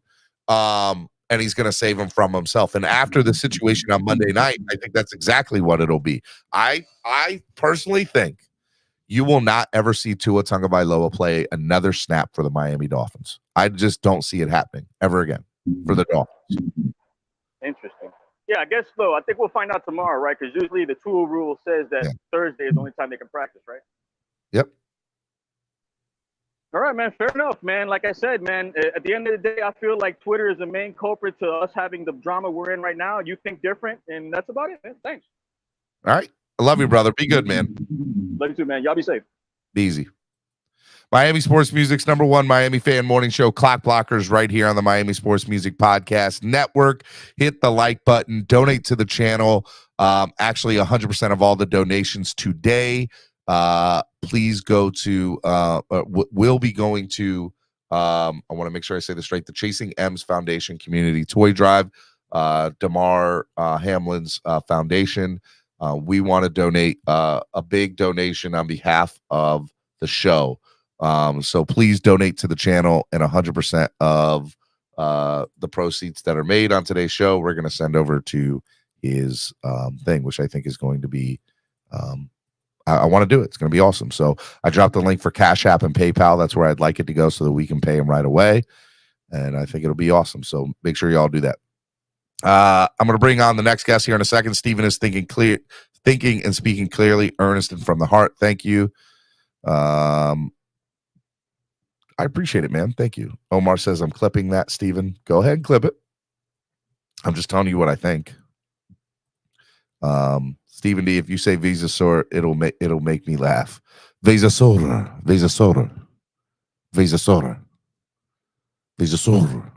All right.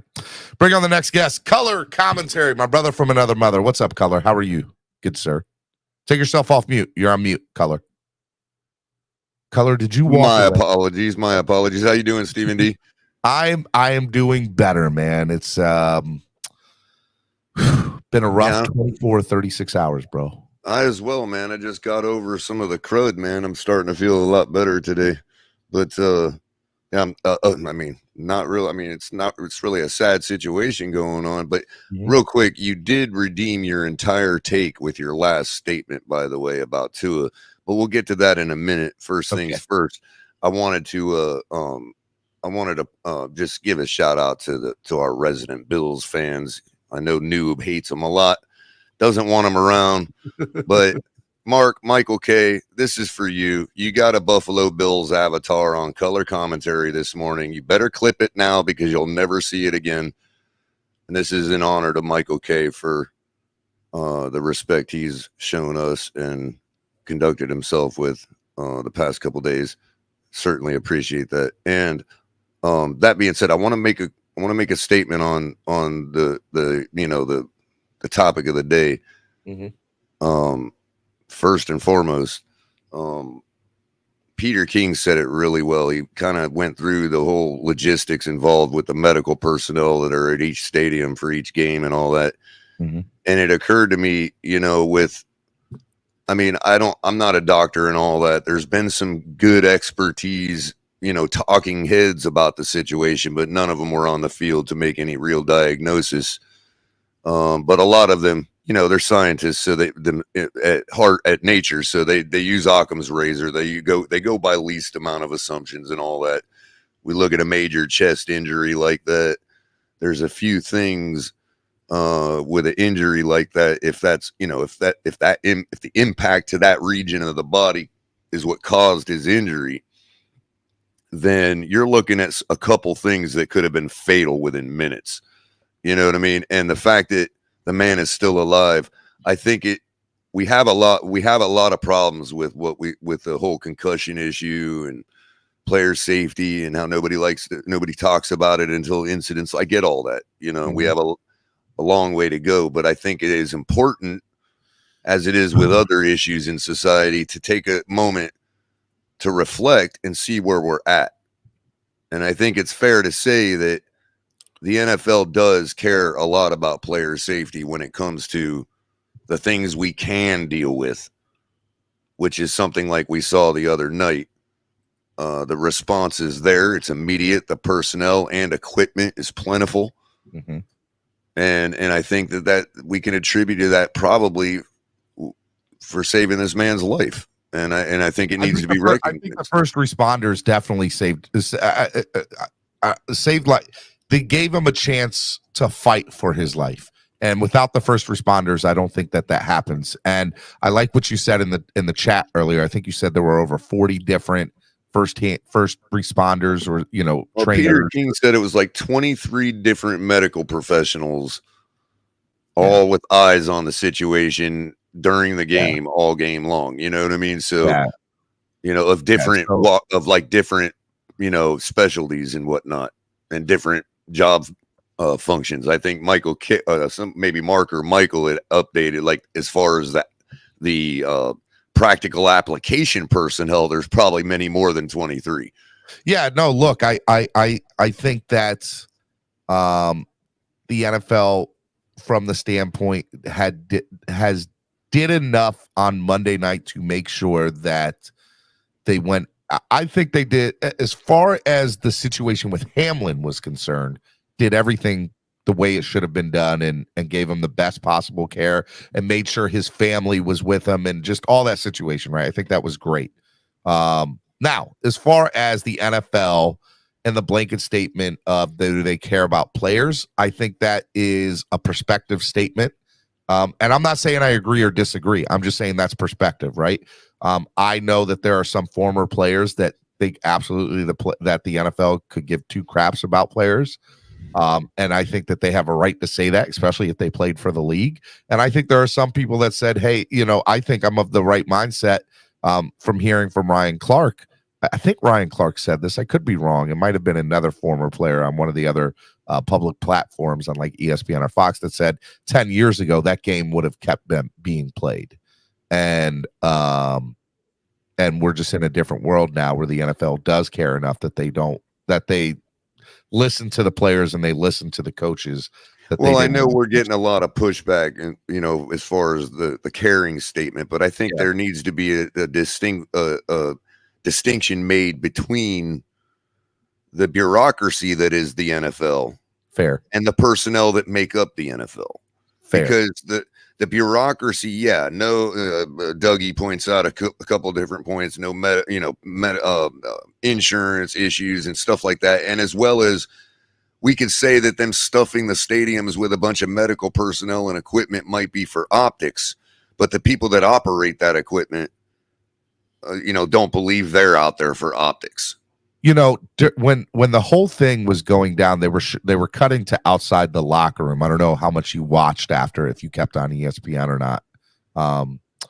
But they kept on showing the front of the locker room, and Susie Colbert was giving updates. And they cut to this one scene where I see Donna Pointe, who used to be in the Miami Dolphins front office. I don't know if you remember her or not. Yes, I do. I actually had reported months ago that to people that she had actually moved up in the world into the bureaucracy that is the NFL. I think she's going to be the next commissioner of the NFL. Personally, you think?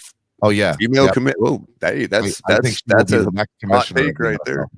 I think that's why she left the Dolphins. I think she would have been the GM of an NFL football team, but I think she got aligned to. She's really good at what she does, and she was there that night, and I think the way she. So you think she'll break through the glass ceiling before Tua breaks through his walled garden?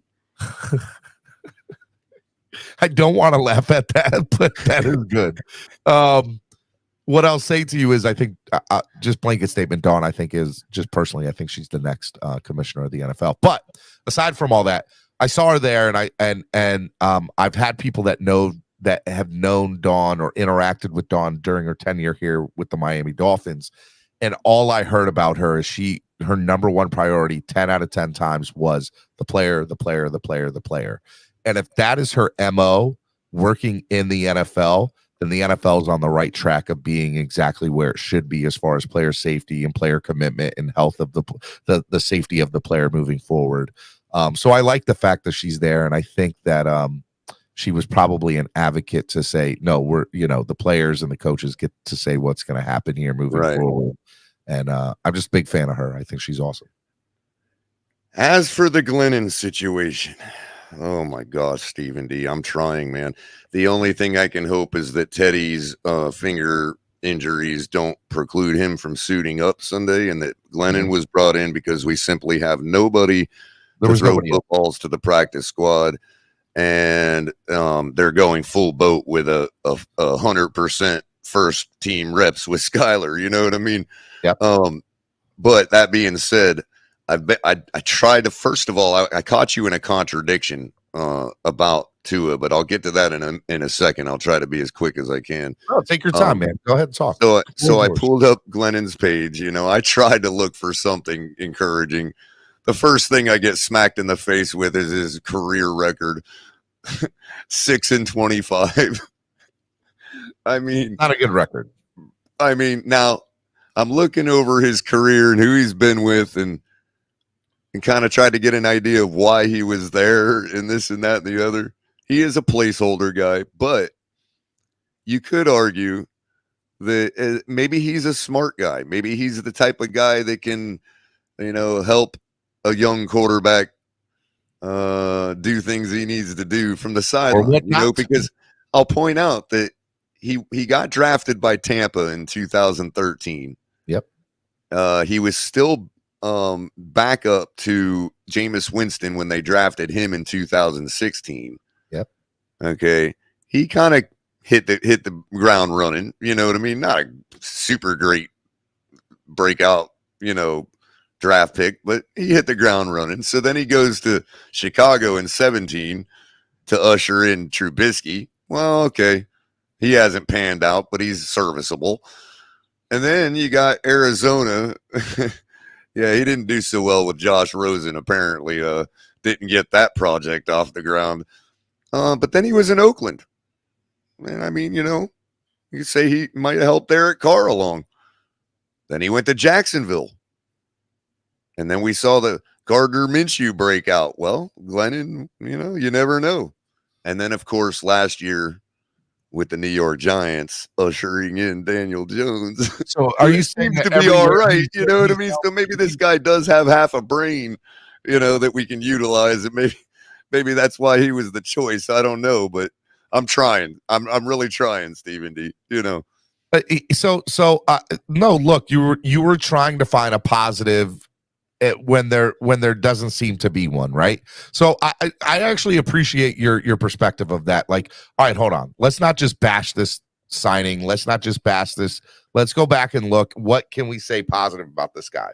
And the positive is everywhere he goes, the new quarterback seems to be ushered in right behind him, and he seems to be a good veteran presence for that person. And you could argue that I've said bring in Donald Duck for all I care. So you know what I mean? If our team executes, it really should elevate any quarterback.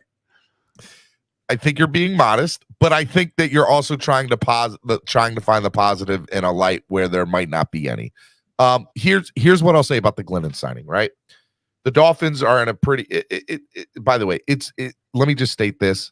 It's absolutely insane that in a span of 5 weeks, we went from our starting quarterback being an MVP candidate to now having to sign Mike Glennon to be the possible backup who might get some snaps on Sundays to even earn a playoff spot in the play. Like, it's absolutely insane, by the way, how far we've crashed in 5 weeks. It's sad. It's frustrating. It's maddening. And from a football perspective, it pisses me off, honestly.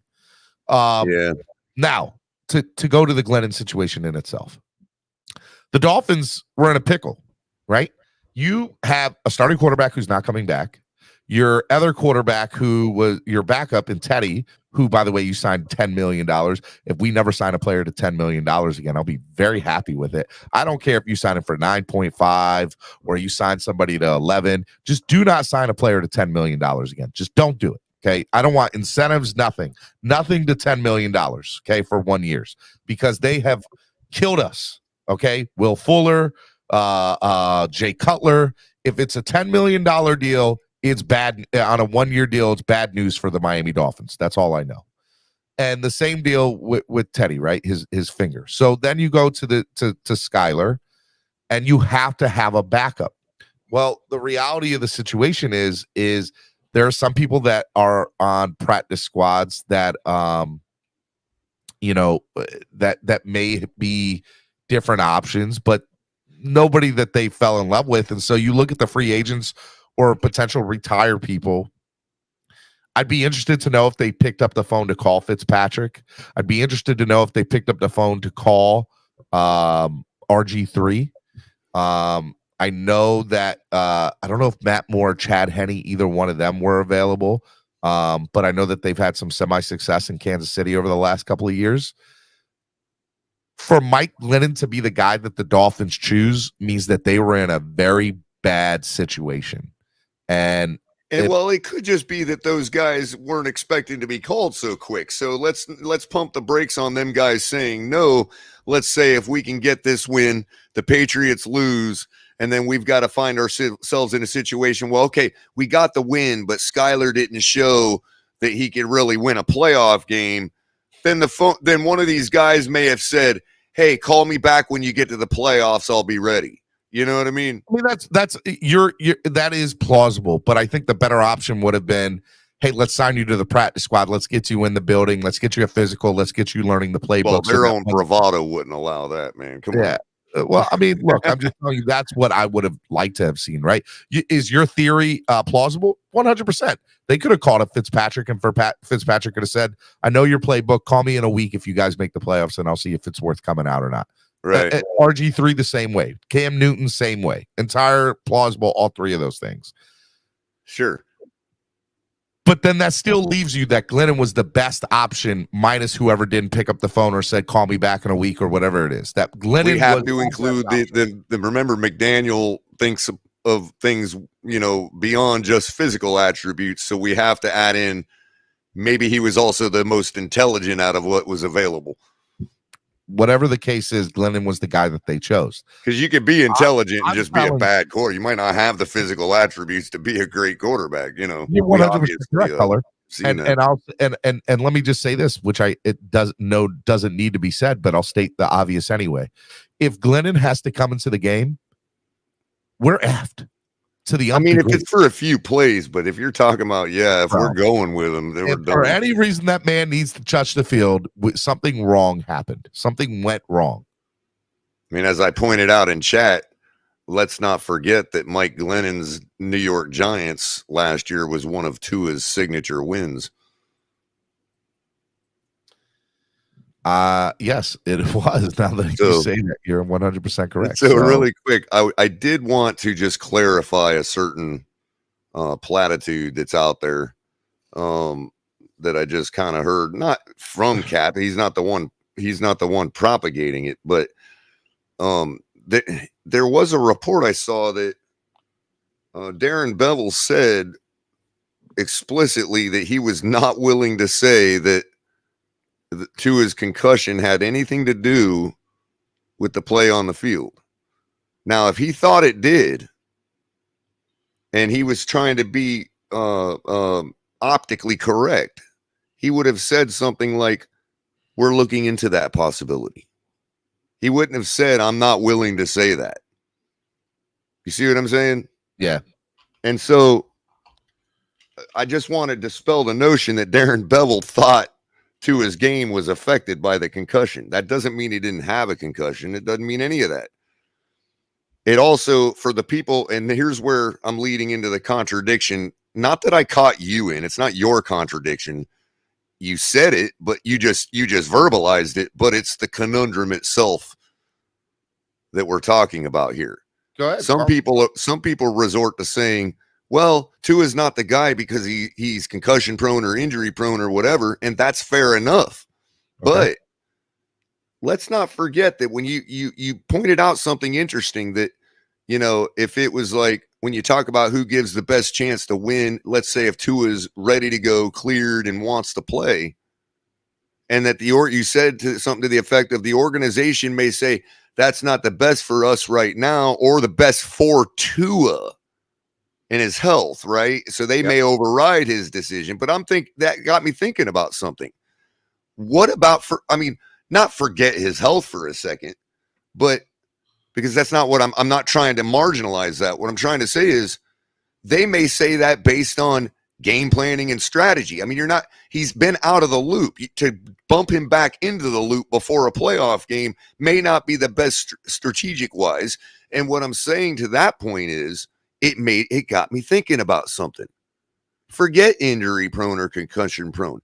If they do want to continue to push the narrative that concussion caused him to play bad, then it would be no different than him playing bad for any other reason, would it not? Why would they put in a quarterback that's playing bad? Or has the potential to take one hit early in the game and start playing bad? Here's where in other words, he might take a hit in the beginning of the game that's not enough to pull him out, but we don't know because he didn't say nothing, so he's playing bad because of it. Well, I hear your theory. It's not that he's injury prone. It's that his particular injury that he's prone to causes him to play bad, according to the narrative. I hear your theory. I'm not saying it's not plausible. I know of. Do you see how the whole narrative about him, the concussion causing him to play bad, falls apart? Because if it did, that's no different than a broken arm. I hear you. So let me just reiterate my thought. My thought is, let's say he passes concussion protocol, right? And McDaniel or the franchise say, we're going to save you from yourself. We're not going to play you the rest of the year. Well, how about saving us from losing is what I'm saying.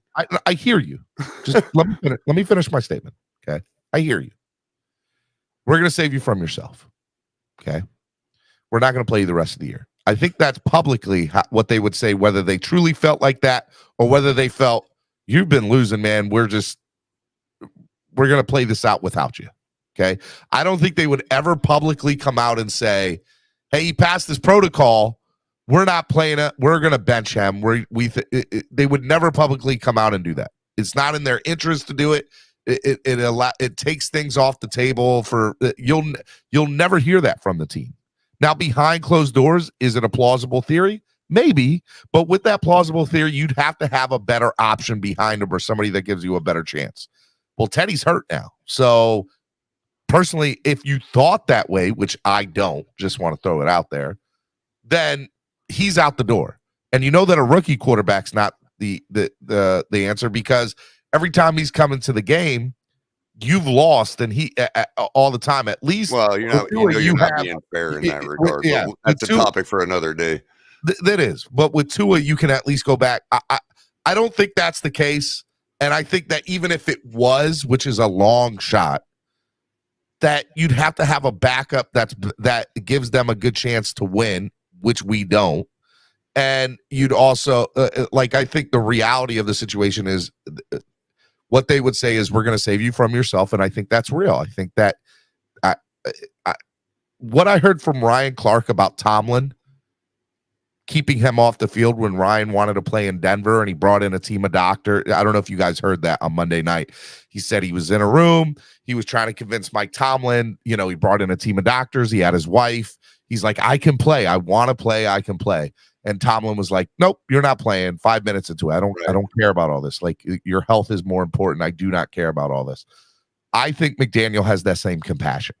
And I think McDaniel would probably be the first one to say that, bro, you've been hurt 3 times now, 2 times, whatever it is. It's not worth it, man. It's just not. Let's let you rest. Let's have a full understanding of where you're at. We don't have that right now. And I don't feel comfortable putting you out on a field to play.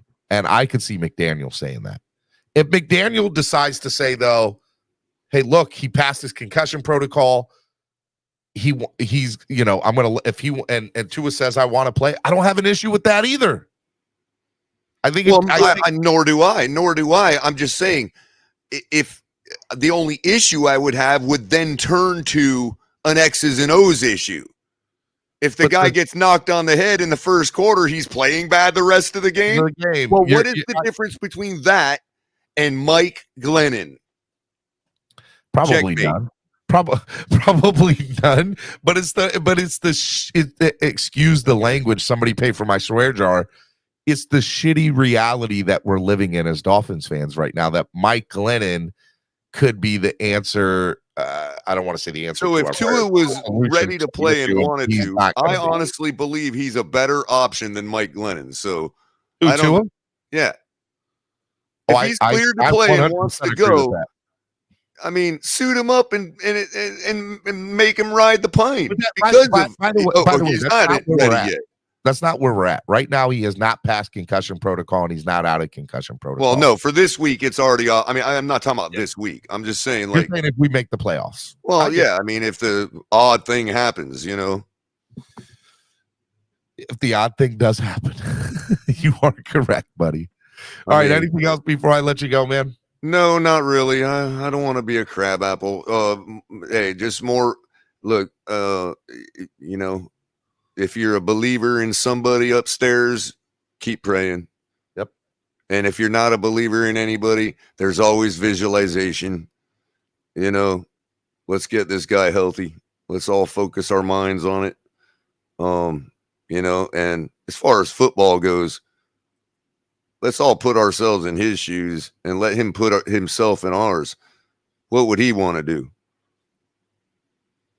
I think. What would he want us to do? And ask yourselves that question. Answer it for yourselves, because we can only answer that for ourselves. We can't answer for him. But I think all of us know what we would want each other to do if we were holed up in the bed like that. Yep. I wouldn't want you to stop your lives like that over me. I'm just saying. That's just me. I can only speak for myself. Not trying to be cynical or anything like that. I think what you're saying is fair for you to say.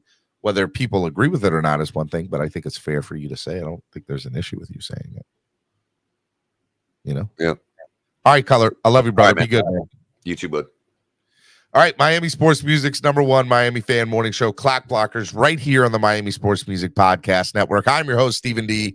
This is Clock Blockers. This is the morning show that is Wednesday. It's usually Wildin' Out Wednesday. We don't have that today. Today's show is dedicated to, Damar Hamlin health update, as we stated earlier. He's still on oxygen. The oxygen level's at 50%. They turn him over on his stomach to relieve pressure from his lungs. He's still sedated. He's still in a medically, I guess, what they would deem as a medically induced coma, but he's still incubated nonetheless. And it's pretty much just a wait and see thing on Damar. And hopefully, I'm praying. I pray. It's a really crappy situation that it is. Any money that's donated to the channel today, whether it's through Cash App or PayPal or through the YouTube, will be sent to the Chasing M's Foundation Community Toy Drive, courtesy of Clock Blockers. So, man, let's raise some money for this. This is an awesome opportunity for us to show the world that Miami Dolphins fans can come together and do that, which I think is great. All right. Let's go to the next person. I know that there's a press conference going on. I do have the updates. The beat reporters are doing play-by-play on Twitter, so you don't have to change over the channel. I'm going to be updating it as it comes along, and we'll go from there. All right, because I think we can cut through all the minutiae and just hear the important stuff through the play-by-play here. Of everything with the beat writers tweeting. So I'll keep that updated. Let me go to the next person. Let me go to Crypto. Good morning, Crypto. Good morning, Stephen. How you doing? I've been better. Okay. It's I've heard some of the wildest takes, and Capital Life, man. I don't know. You've been heavy on the eggnog this morning, but that Twitter take was that one got me a wild one. It is a wild one. It's out there. It's out there. Yeah, listen, I'll do him one better. How about this, Stephen? Since we going down that rabbit hole, my neighbor's hemorrhoids. We don't have to go down that rabbit hole. We don't have to. Hold on. My neighbor's hemorrhoids is the reason why this Dolphins is in the funk right now. You're killing me. Let's just go down that one. How about the fact that my neighbors has hemorrhoids is the reason why this organization is in shambles. I would not like to be your neighbor. You just putting your neighbor's business all out on there, man. Crazy. I know. Listen, man, I got a crazy theory, but this one is actually more plausible. This is why. Because Pat Riley did this in basketball, where he fixed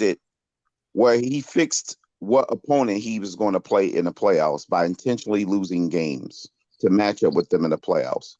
I got a funny feeling that the Buffalo Bills do not want the Miami Dolphins in the playoff, and here's why. We played 2 close games in the playoffs, right? Yep. In the regular season with them. Both of them could have been won by us, and both of them could have been won by them because it was such a narrow margin of victory for both teams. We posed the scariest threat to them, right? As far as matchups concerned. I believe deep down inside that the Buffalo Bills don't want to take that chance. So this is how they guarantee that chance won't happen. They just intentionally tank the Patriots game. And that automatically assures that they'll never see us in the playoffs. I got that funny feeling, Stephen, that they're going to do some crazy benign stuff. It's going to be a lot of mysterious things happening in that Bills-Patriot game that's going to favor the Patriots, that assures that the Buffalo Bills would never see us in the playoffs. This is how the Buffalo Bills is going to fix this year's playoffs, by intentionally tanking the Patriot game. I don't think that would happen. I don't think that'll ever happen. Again, that's a theory. I just don't see that. Teams aren't going to do that. Especially when they have the opportunity to have the one seed on the line. It happens in sports. They have nothing to lose. They've already made the playoffs. They get to decide who they want to play. No, come on, man. I know it don't sound good because that means that we're on the outside looking in, but that happens in How professional bad the sports. Dolphins are right now, trust me, they're not thinking that way. Who would be? Nobody's scared of us right now. Nobody. Get that through your What head. do you mean? Nobody is scared of us right now. They played down to the wire games against us in both times. I don't care what you say, Steven. They are scared to play us. Conspiracy theories on today's show is just unreal. Unreal today. I'm telling you right now, Steven, watch all of a sudden muff punts by the Bills returners, freaking drop passes in the end zone, fumble snaps by freaking the second string quarterback, because I'm sure they might find a way to bench their quarterback. So McDaniel said in this press conference today, and again, I'm reading between the lines here. He said that McDaniel says Dolphins will be ready to adjust as needed once the NFL determines how this will affect the schedule. That's very interesting that he says it like that, because I think that shows that the NFL is in communication with these NFL teams, and they're saying we don't have an answer of how this is going to affect you all, but be ready for it to affect, and something's going to happen. So that's interesting. That's very interesting how that's going to play out. I'm very interested to know that he's like, I'll be ready. Whatever the NFL says, we'll be ready for it. That's very interesting to see how that goes. But back to your point, man. Buffalo doesn't need the road to go to the Super. They're a very good road team anyway, so they don't need the road to go to Buffalo. Bro, they are not. They don't need the home field advantage because they assume Kansas City's probably going to lose anyways before they even play them. So either way, even if they're the second seed, Kansas City loses to Cincinnati eventually, and then they're going to freaking they're going to host the championship game in Buffalo anyways. Just stop, Crypto. Just stop. It will eventually go to them because Kansas City will lose to the Bengals. I am not commenting further on your conspiracy theory. I refuse to. I refuse. No, it's plausible because it's Pat not. Pat Riley did the same thing We're with the talking Knicks. NFL, bro. Like, it happens in football as well. can you tell El Capitan that Crypto's off his rocker, please? Can you tell him? Well, listen, I got two things to say about the conspiracy theories. Number one, Crypto, you are kind of crazy. Let's be real. But what are you talking about? I'm a card-carrying conspiracy you guys theorist. are homers. You guys don't want it to happen because it hurts your chances. Don't play me like that, Crypto. You know damn good and well that I'm a big-time conspiracy guy. And it's words. It's words, everyone, that I live by that you guys should live by as well. It's helped me survive in South Florida. And if you're not looking for the angles, it's because you're getting played. And so if you're not looking at all the angles obtusely to see how this benefits them in whatever scenario, they don't let any crisis go to waste. So believe me, they're looking to pivot in some way, which way. However, I get that this seems like all this problem is created, sorry to the Bills guy, Hamlin, whatever, that, he got injured. God willing, he makes a full recovery. God willing, he makes a full recovery. It was really ugly. It was terrible, but the NFL will use this in some way to benefit them the most, and it'll benefit their pockets. And that's just the How fact. is that? How? Yeah. Well, because concussions were the topic at one point. Now they're like, well, the game's dangerous all the way around. Believe me, bro, I see how they spin. Okay, so I need you to dive into this further, because I don't see how the NFL is going to financially gain off this. They financially gain off everything, bro. I'm there's asking more eyes. They always spin it, Steven. More PR, more eyes, more news programs that they don't control talking about their sport. Not in a way that they wanted to. Trust me, this is the last thing the NFL wanted. I'm not saying that they're happy that this happened, Steven. You're breaking up, bud. In the end. You broke up. I'm not saying that they're happy about it. I'm saying that I'm saying that they'll end up on top in the end. That's what I'm saying. They'll spin this to their to their will, like always. Probably in some way in which, like the NFL spotters were when the concussion was the topic of issue, they start using it to, their advantage. I don't want to run into the full litany of conspiracies that roll around in my dome. I got you that. I was just using that as an example, Crypto. I'm not saying that they're going to have NFL spotters for heart conditions. I mean, good luck. Here's what I'll say to you, Chris. I think that this hurts the NFL and the game on many different levels, and the biggest one being that my wife and I are not going to let our son play football, and if he wants to, it'll not ever be discussed till at least high school, and even then, it'll be a major discussion, right? Because it's just. But Steven, that's been happening anyhow. And the reality is different. this. This is different. I got that. Every mother in the world is with Damar's mother right now. Like, I'm telling you right now. Of course, buddy. Of course. I'm a parent. I got kids. I got a son. My 10-year-old son, who's in Brazilian Jiu-Jitsu and judo and combat fighting, who plays football, but we didn't get him signed up in time here. I'm not going to allow it to keep him out. But again, he's and I'm going to hit the swear jar a little bit here, but he's a shit brick house. He's a monster for a 10-year-old. You know what I'm saying? And there's 10-year-olds walking around that are little tiny, regular 10-year-old kids. My son mows them over because he's just a monster.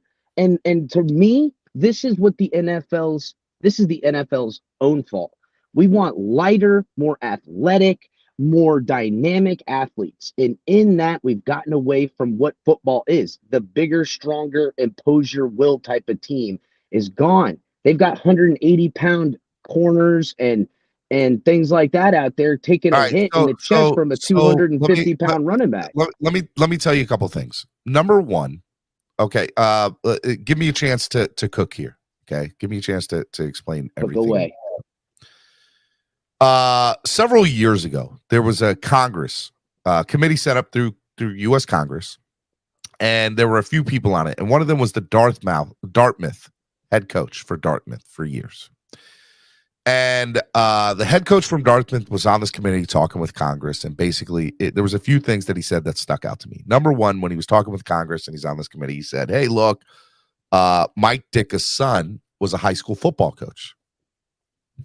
And he goes, "If I took two freshmen," okay, and I'm pretty sure I've said this story on the show before, but I'll say it again. If I took two freshmen, one of them who's never played football in their life, and another one who played football since Pee-wee, with correct coaching, which there's a limited supply of, okay, in the country, but any good head coach, within 10 days, 7 to 10 days in the right coaching, he would be able to get that kid that plays that's never played to the same level as the kid who played Pee-wee football within 7 to 10 days. Okay? Which is crazy to me to kind of think about, right? You're talking to a kid who's played football for years but has been hitting compared to a kid that's never played. All right, so that's one of the reasons. When I heard that, I was like, well, that right there shows me I personally won't ever let my son play Pee-wee football, okay? Number two, the other thing is, he said in Dartmouth, he would, with full squad practices, would have anywhere from 40 to 60 injuries between game and practices on a year in, year out basis. Just injuries in general, not concussions, not anything, just injuries, okay? And then he goes on to say, he says, the moment I stopped doing full contact practices or contact practices of any sort, okay, that what would happen is, in this particular scenario, is my injuries went down to 4 to 8 per year. Okay, so we went from 40 to 60 to 4 to 8 off of just non-contact. Okay, well, that's simple mathematics, though, Steven. Okay, I got you. I understand. Okay, I'm just telling you that you're right. A kid could go out and play any other sport and get hurt. Like that is a plausibility. And there are going to be parents that are going to be like, well, if my son wants to play football, so be it. I'm gonna let him play. He's built like a brick house, so be it. But I guarantee you, a majority of the parents are going to feel like me and say, my son ain't playing football anytime soon. And if he wants to play, it'll be flag football. You get no argument from me in that aspect. And so I say all that for the greater good of the conversation, to say that the NFL, I don't think there's a way that they benefit from this whole ordeal. I think I'm not saying that this is a beneficiary thing. This is never good to have some kind of stuff. You're missing my point. My point is that they're going to spin it to use this tragedy to benefit them in some capacity. I don't see how that's possible. I disagree. Well, I'll tell you how. A simple way, and I used the example just a moment ago. The concussions, then they put a spotter in there, and now they have a way to control the game outside of football being played on the field in one aspect or another. That's all. And now I get it. The conspiracy theories can run all over and everywhere, but I don't know how many terrible flags that are thrown on nothing that people got to see to go, well, human error. But magically the spread is either by, wherever the winning margin is for Vegas tends to friggin' work out. And I get it. People don't want to hear it. They don't like the conspiracy stuff. I got that. But it's the truth. You don't have to like it, but you're for what I'm hearing from you, Chris, is that there's a bigger thing that to me that's a totally. I'm just talking about the entity of the NFL, my guy. Okay, I understand. That's what I'm talking about. And I think that's also a whole other conversation from the standpoint of the NFL will do anything it can to decide the outcome of games or decide the outcome of particular players' careers or whatever. They want their hand. Becomes harder when you got 53 men on the roster. In any way, shape, or form. Well, you don't you don't have to pay a bunch of people on the roster if I can control the game from the stands. You're talking totally different conversation. I think we are. I'm just talking about something. Look, all I know is you guys were making fun of conspiracies, and so I came up here and started dropping a couple. To me, that's a whole other level type of conspiracy. I'm not saying it's right or wrong. All right, I will say, I'll tell you my personal opinion. Look, there's way too much money on the line for people to be, and not enough people standing up saying. I don't think it's possible, personally. I think it's the conglomerate is too big. Conspiracies running rampant, Stephen. I get it, but I think that's crazy. I think that's nonsense. But maybe I'm naive to not think that way, right? And that's so be it. But I take nothing on face value ever, bro. I take nothing on face value. Mysterious I'm telling you right now. I'm not saying this guy didn't get injured, and I'm not saying it's a terrible thing, or it's not a terrible thing, and I'm not saying that it's all real. I'm just talking about it's bad for the sport. It's bad for the sport. Sure. For the long-term future of the no one could. I'm not going to say NFL. No one could argue that the situation they find themselves in. There's three different conversations here. Crypto's talking about the Dolphins being kept out of the playoffs by the NFL. El Capitan is talking about the NFL and the conglomerate that it is, and it will do everything in its power to keep the opportunity to play with the strings so that they can decide the fate and future of players and teams and how the NFL is played out. I am sitting here talking about the future of the game and how this injury hurts the game more than it helps. And I will also I'm also in the same breath stating that there's no way that the NFL comes out on top in any way, shape, or form from this situation. Well, there's no positive for the NFL to come out of it. To me, it's been looking like politics has been flirting with the NFL for quite some time, whether it's about safety or cheating or whatever. And I think the NFL wants politics to be involved in some facet or another, because then they got somebody in the room when the deals are being made in the darkness. So that's just how I think. You got to remember what we're dealing with. We're talking about gajillionaires in their own respected rights. We're talking about the dirtiest mofos on earth. You don't become rich like that by not screwing Hey, everyone over hey, around Stephen Lewis you said he's in the forever back, Stephen. and ever. Hey, I'm kicking you two off and getting loose. Like y'all look Listen, crazy today. I'm telling you I right can't That's now, all the right. Dolphins Luke gonna come up the here and league tell do y'all not how want I'm the right. Dolphins in the playoffs, Stephen. We are a franchise in free fall. They don't want to see this mess on national TV anymore. Oh, I don't know about that. I think they love a good mess, Crypto. They're gonna go to Mike McDermott and say, "Hey, sit your guys," or Josh Allen is gonna have a bunch of mysterious interceptions. Y'all are conspiracy theory at its Watch finest for the right now, mysterious Bro, I interceptions haven't on Josh even Allen. He's gonna have a concussion like none other. Conspiracy I haven't theory even at the scratched finest. the surface of the conspiracy theories and threads that I have going in every direction, Steven. I Well. won't bore you with it anymore. I just came up for a little bit of fun. You got your own platform for your conspiracy. Yeah, I might have to theories, do a whole man. friggin' conspiracy theory Thursdays or some shit. Well, there you Right. go, right there. Let them go. Let them fly. Maybe I'll even come on and debate you with them. But man, Oh y'all man, are that'd be so fun. That's y'all gonna are be crazy. a great one. I love you both. Conspiracy Theory I love you. Thursday. Bud, I'll talk to you later, Hey, Steven. Be good, gentlemen. Later, bud. Be good, man. All right, let me bring on Lewis. Good morning, Lewis. What's good, Steven? I'm just trying to take all these conspiracy theories in with a grain of salt because yeah, it's insane today. It's not Wild Out Wednesday, it's Wild Take Wednesdays, as Harris says. I hear you. Well, I won't give you no conspiracy theories, but one thing because you when you were talking to Cap and Color or Crypto, I mean, like you said, like all mothers are with Miss Hamlin, and I would agree to that statement 50, 50, right? Because my ex-wife, again, my younger son with my wife now, he hasn't started playing football yet. But again, I have a high school son that is playing football. He's been in Pee Wee football, and we also had a discussion about this very issue when my son was watching the game. He was over there. As soon as that happened, I'm talking to him about what he just seen, and then I talked to my ex-wife about it. And of course, we're all with Miss Hamlin and the Hamlin family. Mm-hmm. But there's not even a question about my son not playing football no more. And this is why. Like, he lives and breathes and just loves this game.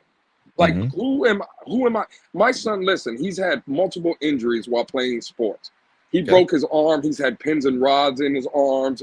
He's had bumps and bruises. But who am I to take away something that is his love, is his passion, right? And again, like the conversation where it was earlier, let me just interrupt. I think that's a case by case basis as a parent. I don't think you're wrong for that. And I don't think anybody's wrong with feeling that there would be the argument to be made that they're not old enough or to comprehend the decision to be made. Like it's all a thought process and how you raise your child as a parent. And I don't think that that's wrong. I think you're 100% right, Lewis. And if that you're not, I don't have any problem with any of that. My son can get just as hurt playing basketball to a certain extent. Right. That's just in life. Because again, I have one of my closest friends. Basically, he's a brother to me. He's a Tampa police officer. He was a 20-year veteran in the police department in Chicago. Right. He works in probably one of the worst areas overnight. He does an overnight shift. One of the worst areas we probably have here in Tampa. Right. And this is going to your question earlier when you started the stream about what can the NFL do and how can we change the game for the better. Bro, like football at the end of the day is football. And again, I'm not trying to sound insensitive to the Hamlin family or any other player that's ever gotten hurt in this game. But again, those are pro athletes that get paid very well for a service that they choose to play. It's like we can't change the game. And that's the only reason I brought up the guy I was telling you about that's a police officer, right? He goes out every night to protect and serve the community that he loves, correct? That's a choice that he made. And Correct. yeah, the police department can give them bulletproof vests and all kind of stuff to create less of, or give him a precaution to where he's safe, right? But if someone comes behind him and shoots him in the back of the head, what does that matter? You can't be another example. If I wake up this morning and I'm going to work and I get into a car accident, what are we going to say? Like, oh, Lewis shouldn't have been behind a vehicle because, bro, car accidents can happen. What we've seen on the NFL field on Monday night can happen.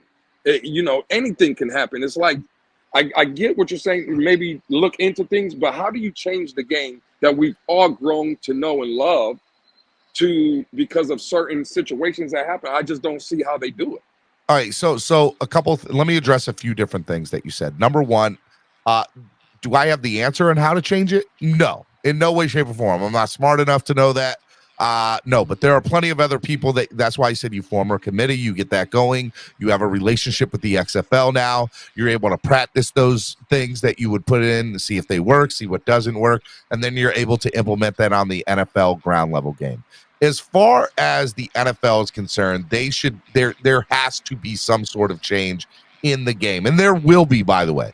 Don't think that there won't be. There'll be some long-term effects from this one injury with Damar Hamlin that will force the NFL its hand, because overall, I'm not saying everybody, overall, people want to see a safer sport.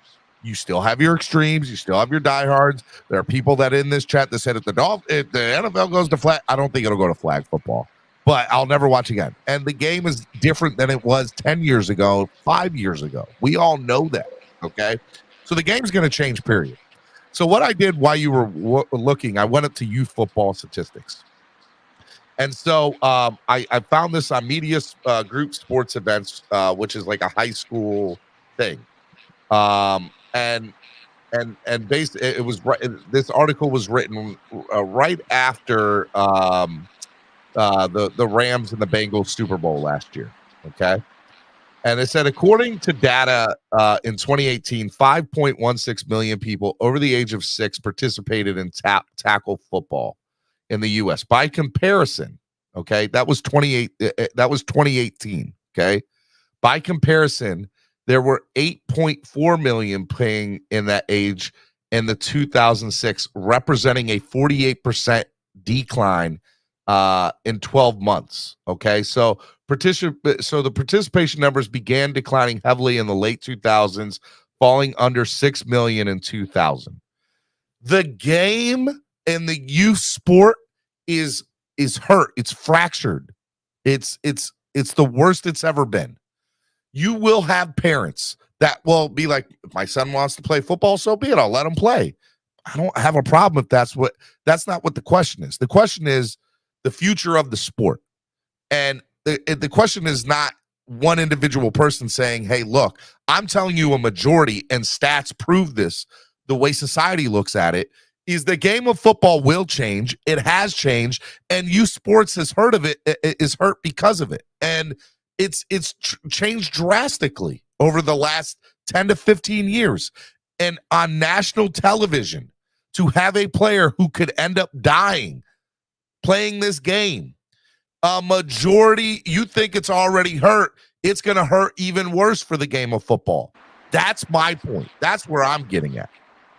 But Stephen, again, how are you going to change the game? The point is, the game I don't will have never the change answer to that. I just know it will. Well, it has no choice but to evolve. But it won't, though, because in soccer, those guys run around and they fall on the floor all the time. I'm sure there's concussions in soccer. They haven't changed the game. Do I think that the NFL will be here 20 years from now? Probably. Do I think it'll be the same game than what we saw? No, in no way, shape, or form. But I'm saying 50, 60 years from now, is the NFL around? I don't know. And that's the honest to God truth. I don't know. Well, Stephen, let me ask you this. And again, just going, because I think KP was in the chat earlier and he was making good points. It's all sports, right? Let's go to basketball. We've seen basketball players die on the basketball court. They didn't change the game because of it.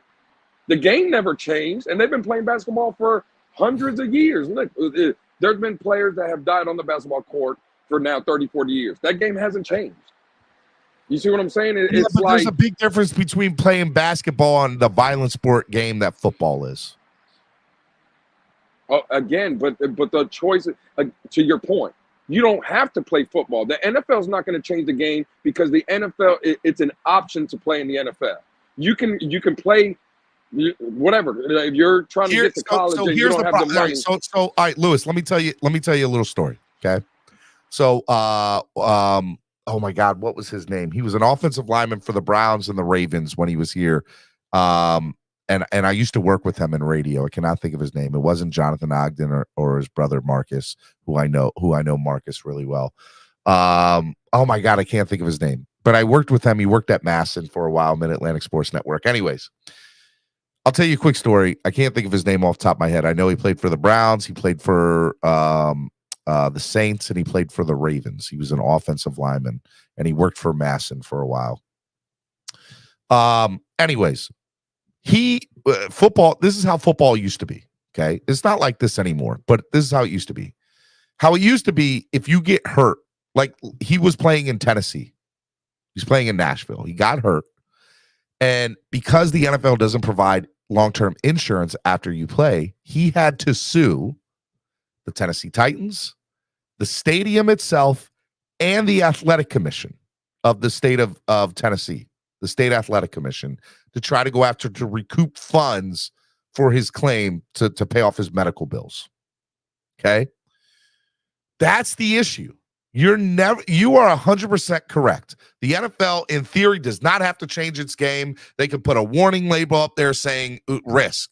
The issue is going to be is the NFL is going to have to provide some long-term expense to, medical coverage to these players to make it worth that. If I'm putting my body on the line, not only do you have to make it worth, and by the way, I understand a lot of, it's funny because ZSM Sports Zachary was just up here and he's talking about Savon Ahmad. It sounds like they make a lot of money, but when 50% goes to Uncle Sam, and then you have, this person and that person from this team and that team, they don't make a lot in the scheme of things. So a lot of NFL players, they don't. You have your upper percentage of guys that are making millions, but an average NFL tenure is 3 years in the NFL. And a lot of them are not making that much. And say what you want, when it comes down to it, they're going to have medical issues for the rest of their lives based on 3 years of playing football for the most part. So you are correct that the NFL in theory does not have to change their game. But if they want players to keep playing, and a lot of things are going to happen, right? You got to remember, you got to think league minimums are going to go up. Insurance policies are going to be totally different because they're going to have to pay long tenured coverage to people if they get hurt.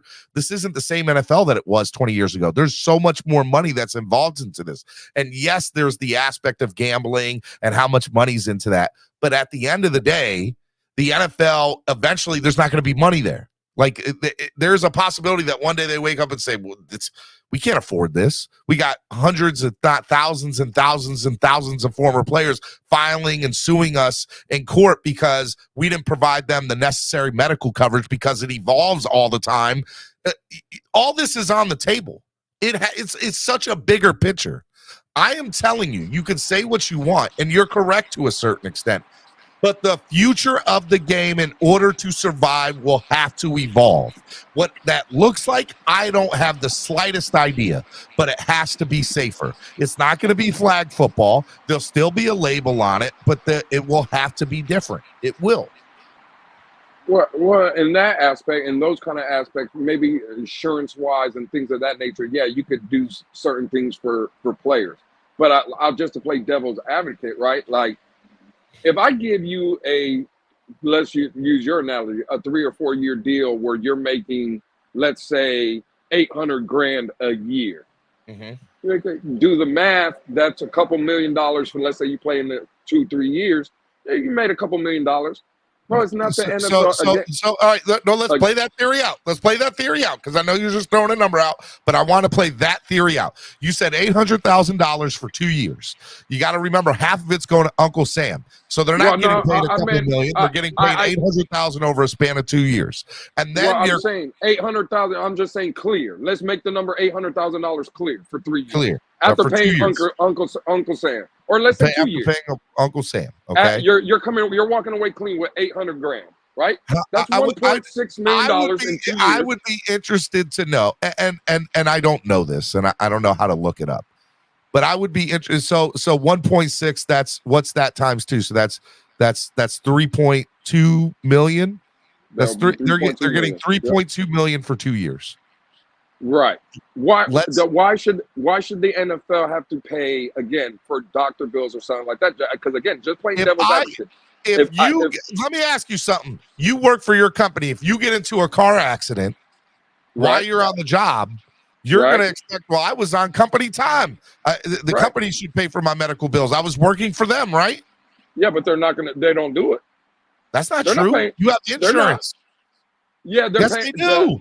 Okay, well, okay, And that's when- the case. when- But you're talking and about when for they life, stop though. paying, guess what you do? You sue them so that they can keep on paying the medical bills. Right, but again, that's fine. But I don't have to keep paying just because you have long-term injury doesn't mean I have to keep taking care of you. Because again, if I'm paying you a salary, Steven, if I'm paying you a salary and in 2 years you make 3.2 million, I can turn around and tell you you didn't need the house that you just bought in the Bahamas and 9 gold chains and 15 cars. Why don't you invest some of your money? Again, I'm just playing devil's advocate. It's not the understand. NFL. And I'm gonna argue the fact with I'm gonna argue the fact with you that that's where the NFL should also come in. And I know they recently over the last 5 to 10 years started providing it, but they need to go into a better situation. They need to be able to provide, a list of approved NFLPA and NFL together list of approved financial advisors, how they should, like all that stuff. The NFL has to evolve on so many different levels, and some of the stuff they do already provide. And you're right. If I'm 20 years, and there's a certain extent that if I'm 20 years old and I got a lot of money, I'm going to spend money. You're right. But the fact of the matter is, and this is where it is. If you are you a supervisor at your job? I am. Okay, and there's somebody who works under you that's not a supervisor, right? Correct. And you guys make 2 different amounts per year or hourly, whatever it is. Absolutely. If you guys get into the same wreck, does that mean that you're not afforded the same opportunities that he is because he makes less money than you when it comes to medical coverage? No. Okay, we both have the same medical coverage. We live in a world that it doesn't matter what they make or how much they make. That's never going to be looked at by, like, I'm just telling you, it's not going to be looked at. Yeah, but that medical coverage doesn't go how they spent their money. That medical coverage ain't for life for me. Just because I get in that accident, but you're also not putting your body on the line every day, Lewis. What do you every mean? time Hold these on, guys Steven, strap up, they put their lives on the line. That's a lie right there, Steven. That's not a lie. Hold on, Steven. They can die in the swoop of one hit.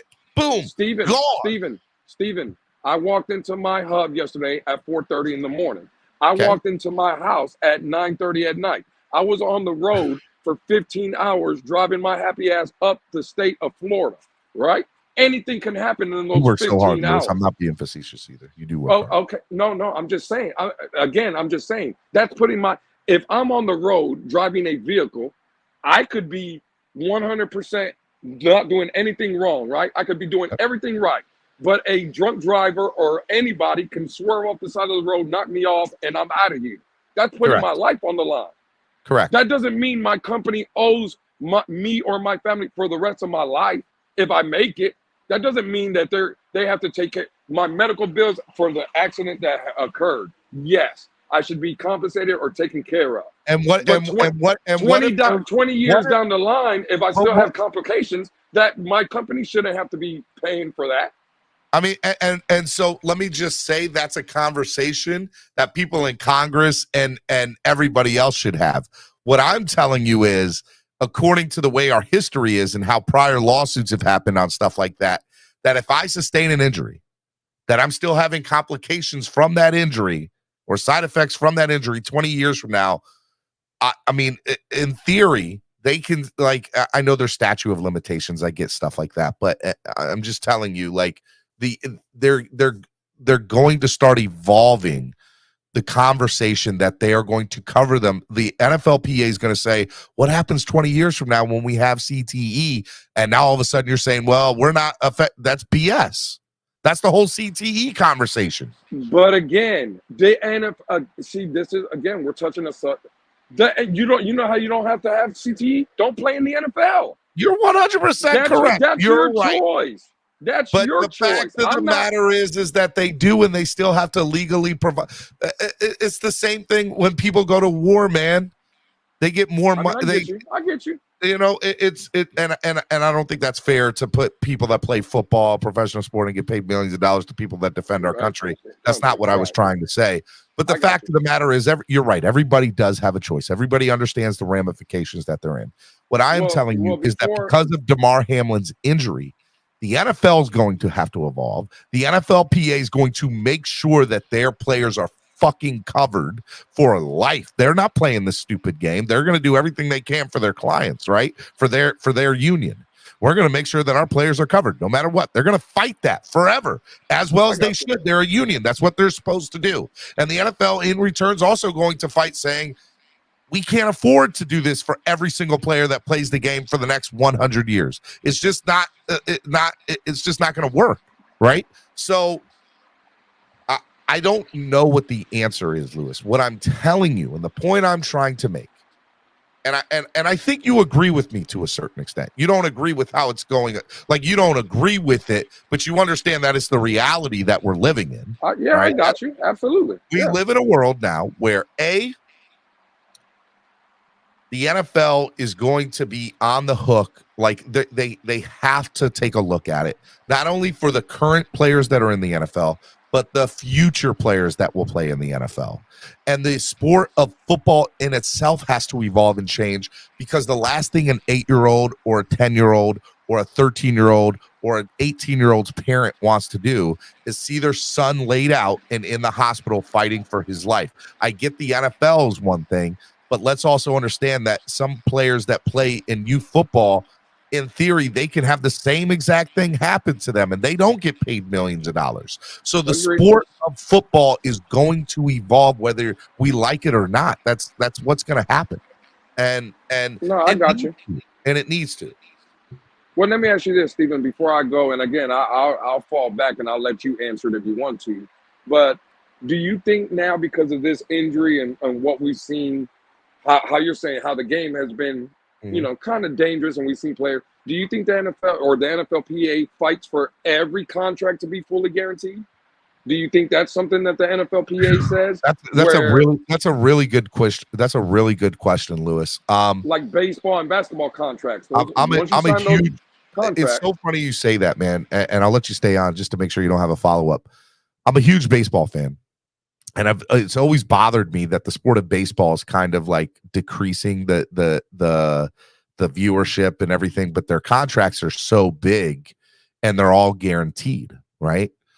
And but it's a totally different conversation with baseball. To go back to your original question of football, do I think NFL football contracts will ever be guaranteed? The NFL will do everything in its power for it not to be that case. The NFLPA, especially after what just happened with Damar Hamlin, will try to do everything in its power to push for that. That will be one of the things that they will push for. Do I think that it'll happen? I really don't have an answer for that. I'm probably going to say no, because it to me, that would probably put a time clock on how long the NFL lasts as an entity.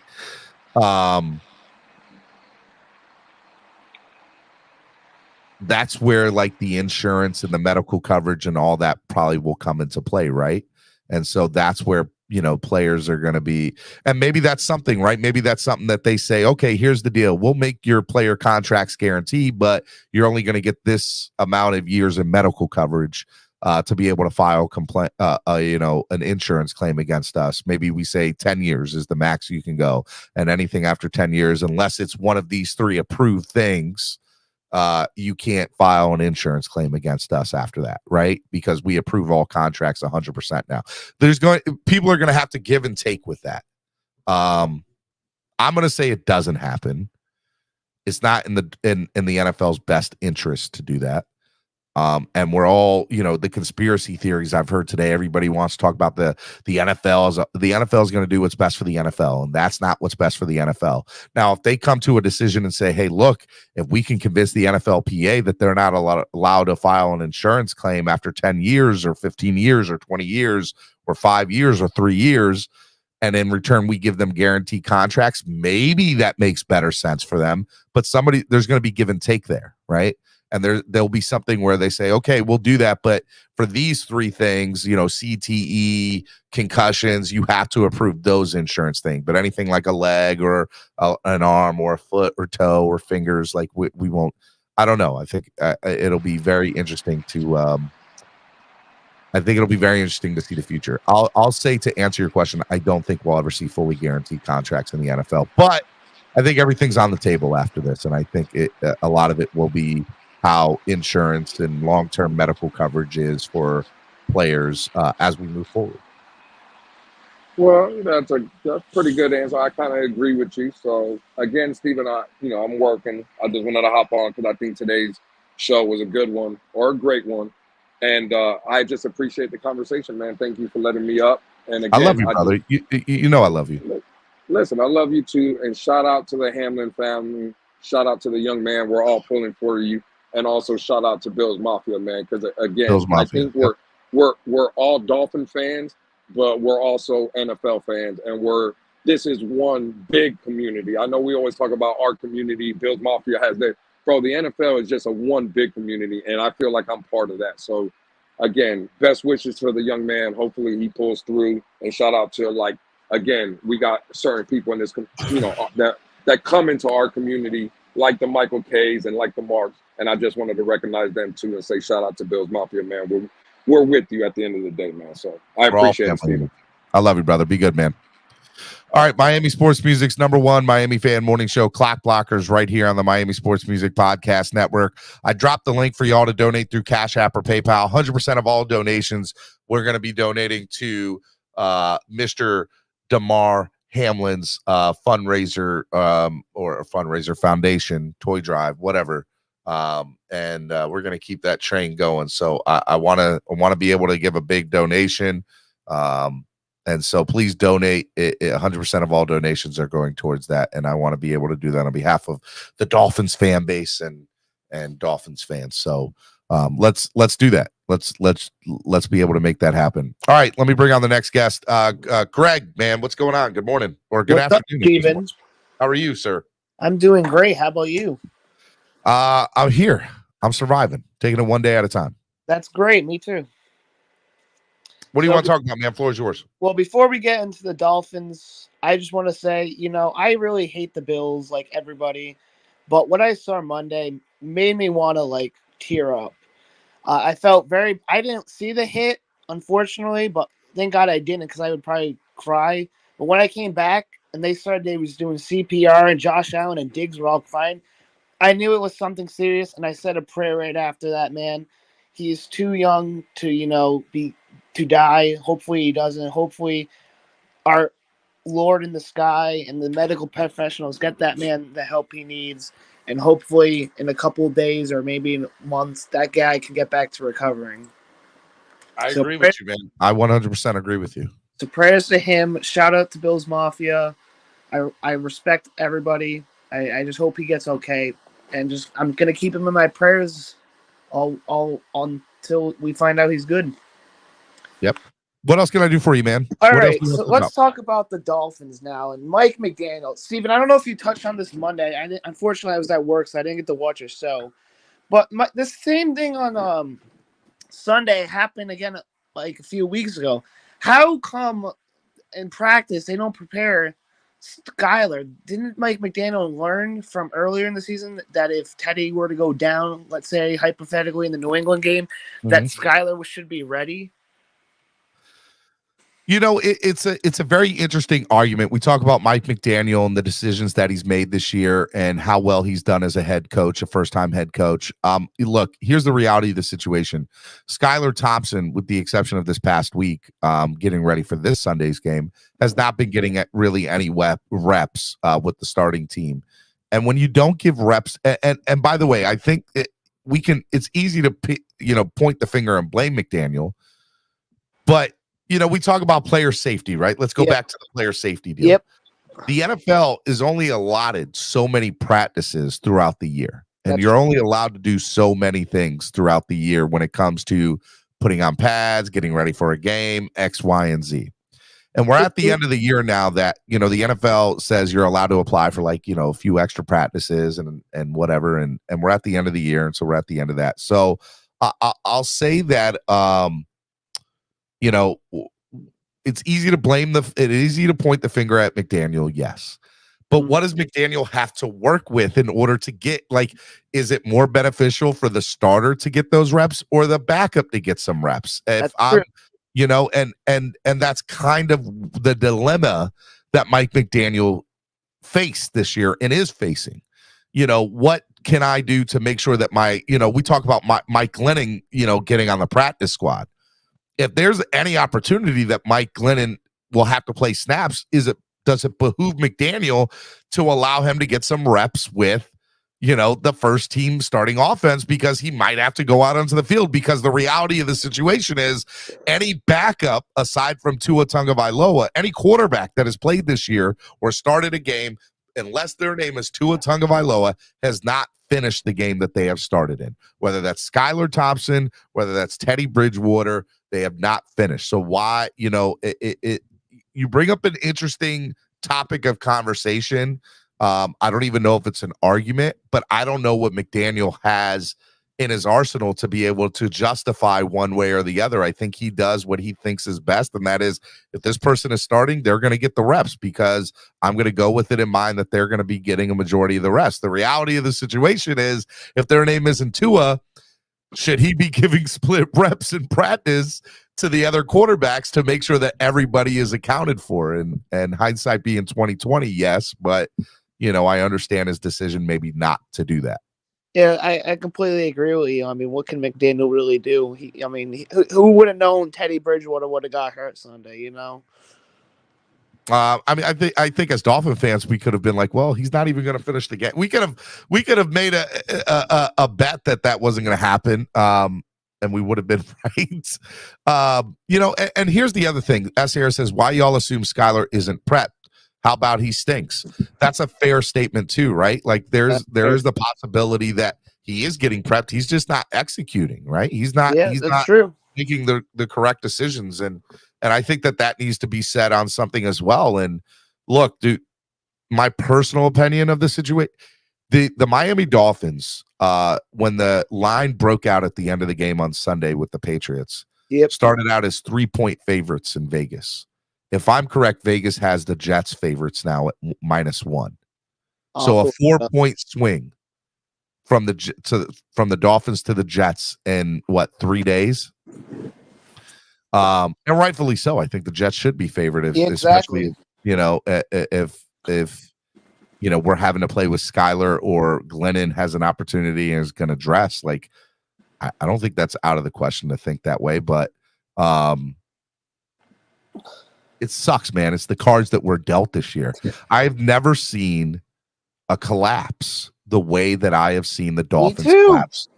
We can go back to 1993, and I think that's fair, right? The Dolphins were 9-2, ended up losing 5 straight, missing out on the playoffs, and they ended up finishing the year at 9-7 and missing out on the playoffs. Very similar here. We started out 8-3. We go to the West Coast and we drop 2 and go to Buffalo. We drop there, and then we lose the last 2 to Green Bay and New England. And so now it comes up. What did the Dolphins do this week, right? Where are they at, in the scheme of things? And the question is, I think the Dolphins are just they're just trying to tape up whatever's hurt and just trying to hold it together for another week.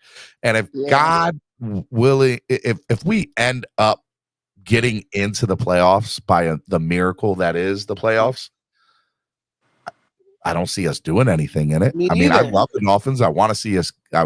Look, the Dolphins have been in the playoffs twice in the last 20 years. Yep. I would love to see us go. Yeah. It would be great to see the Dolphins play. Exactly. But do I really want to see Teddy Bridgewater or Skylar Thompson? Like, if they win, so be it. But I'm not excited about it right now. Either. So it's just tough to be a Dolphins fan right now. That's the reality of the situation. I love the team. I love my team. I think that I'll be rooting. I might even be there, for the playoff game. But yeah, I don't know what it's, to see our to see us get handed what would be a beatdown would not be. None of that excites me in any way, shape, or form, Greg. Yeah, me neither. But I just want to say this. I don't know if you saw on Twitter, but Dudley either commented or retweeted this.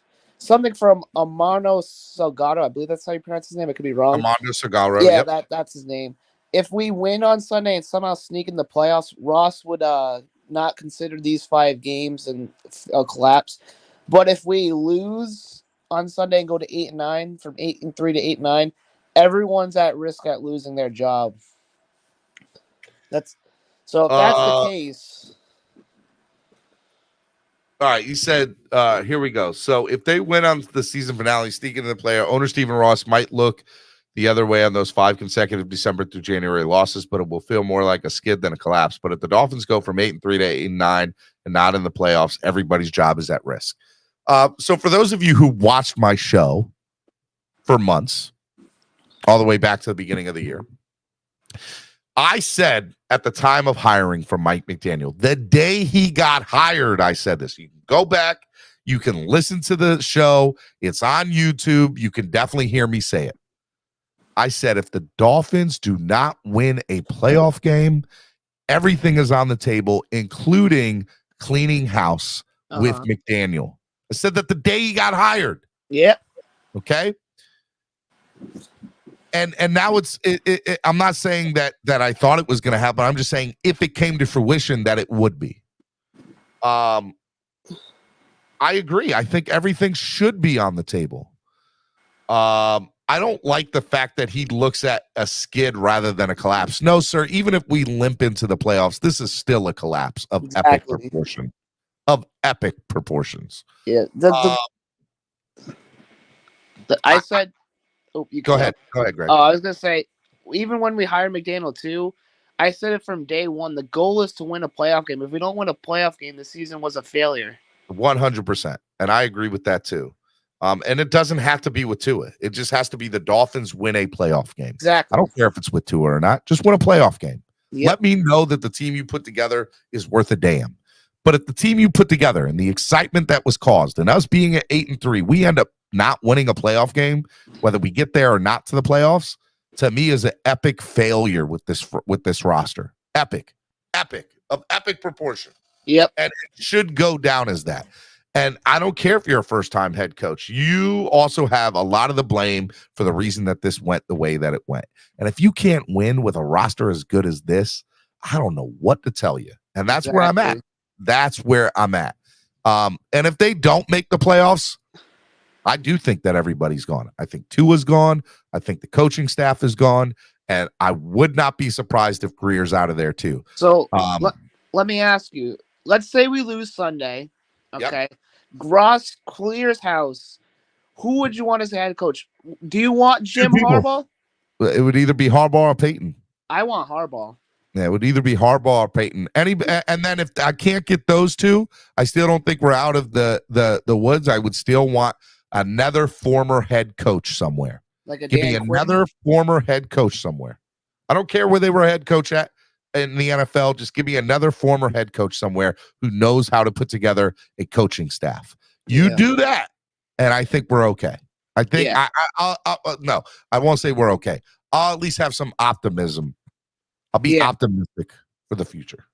But you give me another rookie head coach. Or whatever the case, honestly, the last thing, what I truly want if we don't make the playoffs, I want us to fire Greer. I want us to go out and get Harbaugh or Peyton. Let them be the GM. Yep. If they'd like to be the head coach with the GM, so be it. Okay. And let them say, do you want to retain McDaniel or do you not? And it's not that because I think McDaniel's a great offensive mind. I think I think it should be up to that person whether they retain McDaniel or not. If they say, and I would say, do not by any means feel obligated to retain him. Do you want him though? Okay, because he's there's a lot of promise with him. There's a lot of optimism for him. if they say, yeah, great. If they say, no, I want to be the head coach, so be it. But I give Harbaugh and Peyton full reign to make whatever personnel choices they want. That would be my dream. And my hope would be that they would bring in Aaron Rodgers or Tom Brady, and then they would say, okay, we're going to go out and get my boy from USC in the draft the following year. And they have the 2-year window, and they try to go with what's here now, along with Brady or Rodgers. And that's how I think that's how the Dolphins should move forward if they don't make the playoffs. Yeah, I mean, if we get Harbaugh or Payton as that coach, Brady and Rodgers are going to be more than likely the quarterback. I mean, but I'm also asking the Dolphins to do the right thing. Yeah. Or do and it's something they haven't done for 20 or 30 years. So yeah. I'm asking a lot for that. Yeah. If the Dolphins do win a playoff game, I'm okay with going status quo. Minus, I think Boyers would have to go, and I would think that, Jason Sanders would definitely have to go. That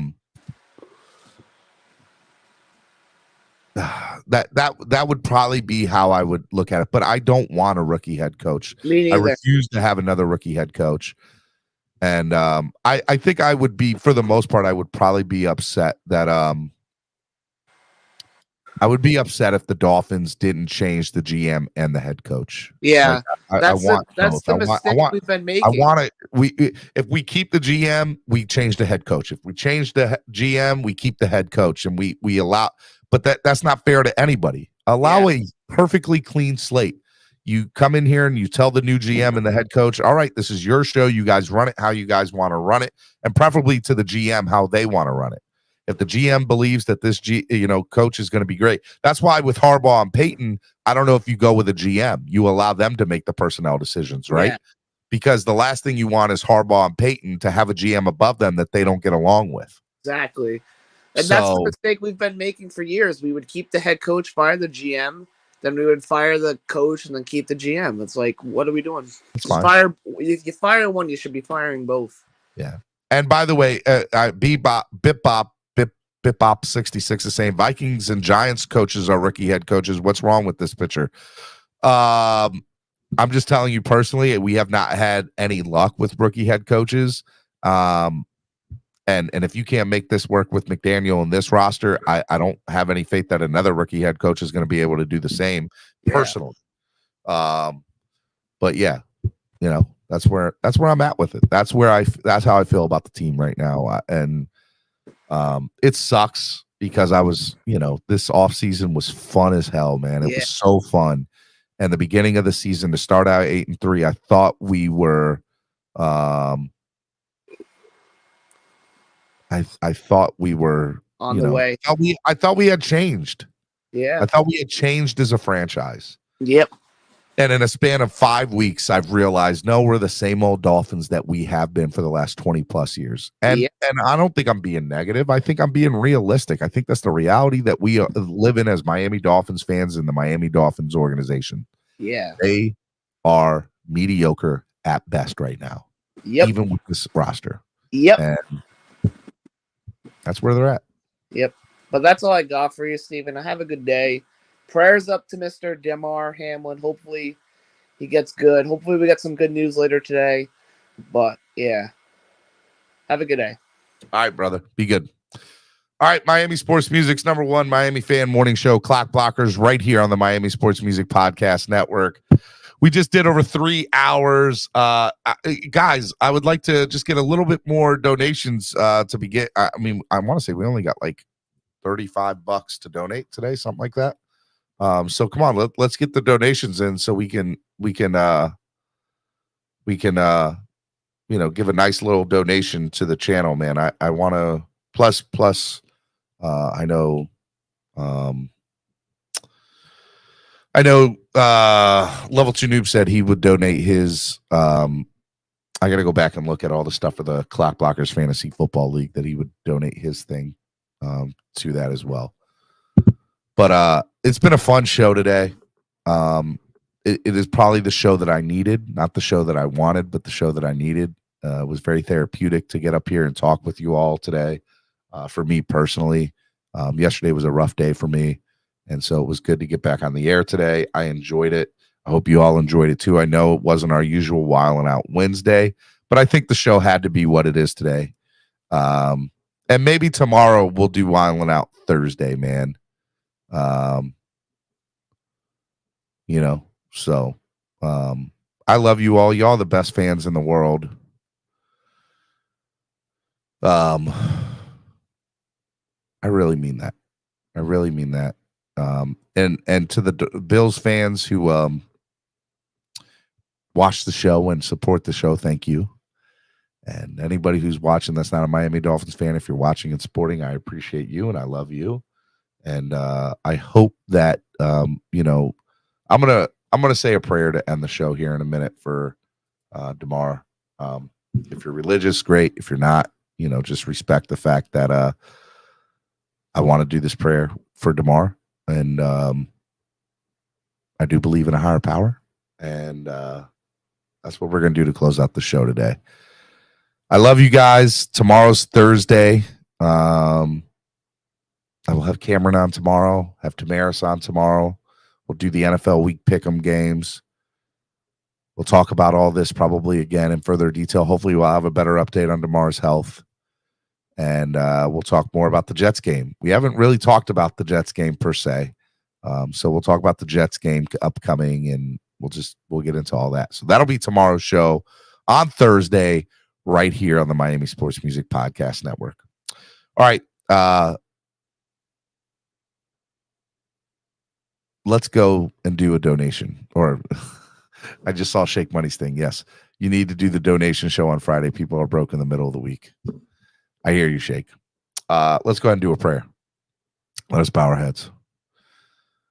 Dear Lord, we come to you today as a nation, as Dolphin Nation. There's a lot of fans of a football team that we love and we hold dear, but we also come to you as human beings and understand that Damar Hamlin is going through really, he's fighting for his life, and we ask you to be with him and lift him up and just be there for him and health and get him back to where he needs to make a better footprint and impact in life and in your name. He's helped so many people, and I want to see him keep on being that positive light in life. And we know we need more people like Damar in this world, and we hope that you it's not his time to go be with you. We hope that this is an opportunity for you to have him stay on here on this earth and allow him to hold his footprint and make it deeper in the grains of your earth. And we hope that you are just with him right now and just helping out his family and giving comfort to his mother and helping his mother get through this whole process and all of his family members and friends. Lord, we just ask you to be with us and everything that we do. And we thank you for the opportunity to come together and help with this foundation. And we thank you for health and just this platform and to be able to talk and discuss things and allow us to enjoy what we enjoy, which is something that you gave us, which is football and the Miami Dolphins. And we thank you for all that. And we hope that you're with them and with us in every moment and in every step and in every breath we take. In your name we pray. Amen. Like it. That's how you do it. That's how you do a prayer. BitBop66 with a $10 donation. Appreciate it, BitBop. Thank you, man. Whew. I love you all. You all the best fans in the world. And I will see you all tomorrow. And I'm just going to play the song because there's nothing else I really have to play. We'll see you tomorrow right here on the Miami Sports Music Podcast Network. Clock Blockers, the #1 Miami fan morning show. We'll see you tomorrow. Peace. I know the whole city riding. A little early, it's a bit surprising. Business moves, now we enterprising. Switch it up, now we improvising. Go to get in the winter column. Whole squad been trained to go. Fence for life, we throw the foe. Singing this just to welcome bro. To a time, to a time. Time to grind, time to shine. To a time, to a time. To a time, to a time. To a time, to a time. Time to grind, time to shine. To a time, to a time. To a time, to a time. My intuition told me this. To trust the coach, he holds the gift. He knowing when to go with fits. So we knowing when to switch. This year we got the golden pick. Time to see what that pick about. Bad vibes get sent out. Only fans up in this house. We been waiting, yeah, we been patient. Now it's time to cash out, no discount. Super Bowl, yeah, we in route. I don't know when, but it's close. I don't wanna overhype, but I just know I like it. So excited, league gon' know this now. You should know the rise. They say 2-1 from that rock. Shout out to Samoa and now it's time to lay the smack down. You think he Dwayne Johnson? Time to be the people's champ. Hit him with the people's elbows, stick together like it's Velcro. You think you could stop us? Hell no, all day I dream about sports. I think I need some Chateau custom with some Dolphins colors, just to let them know we here. Yeah, I know the whole city riding. A little early, it's a bit surprising. Business moves, now we enterprising. Switch it up, now we improvising. Go to get in the winter column. Whole squad been trained to go.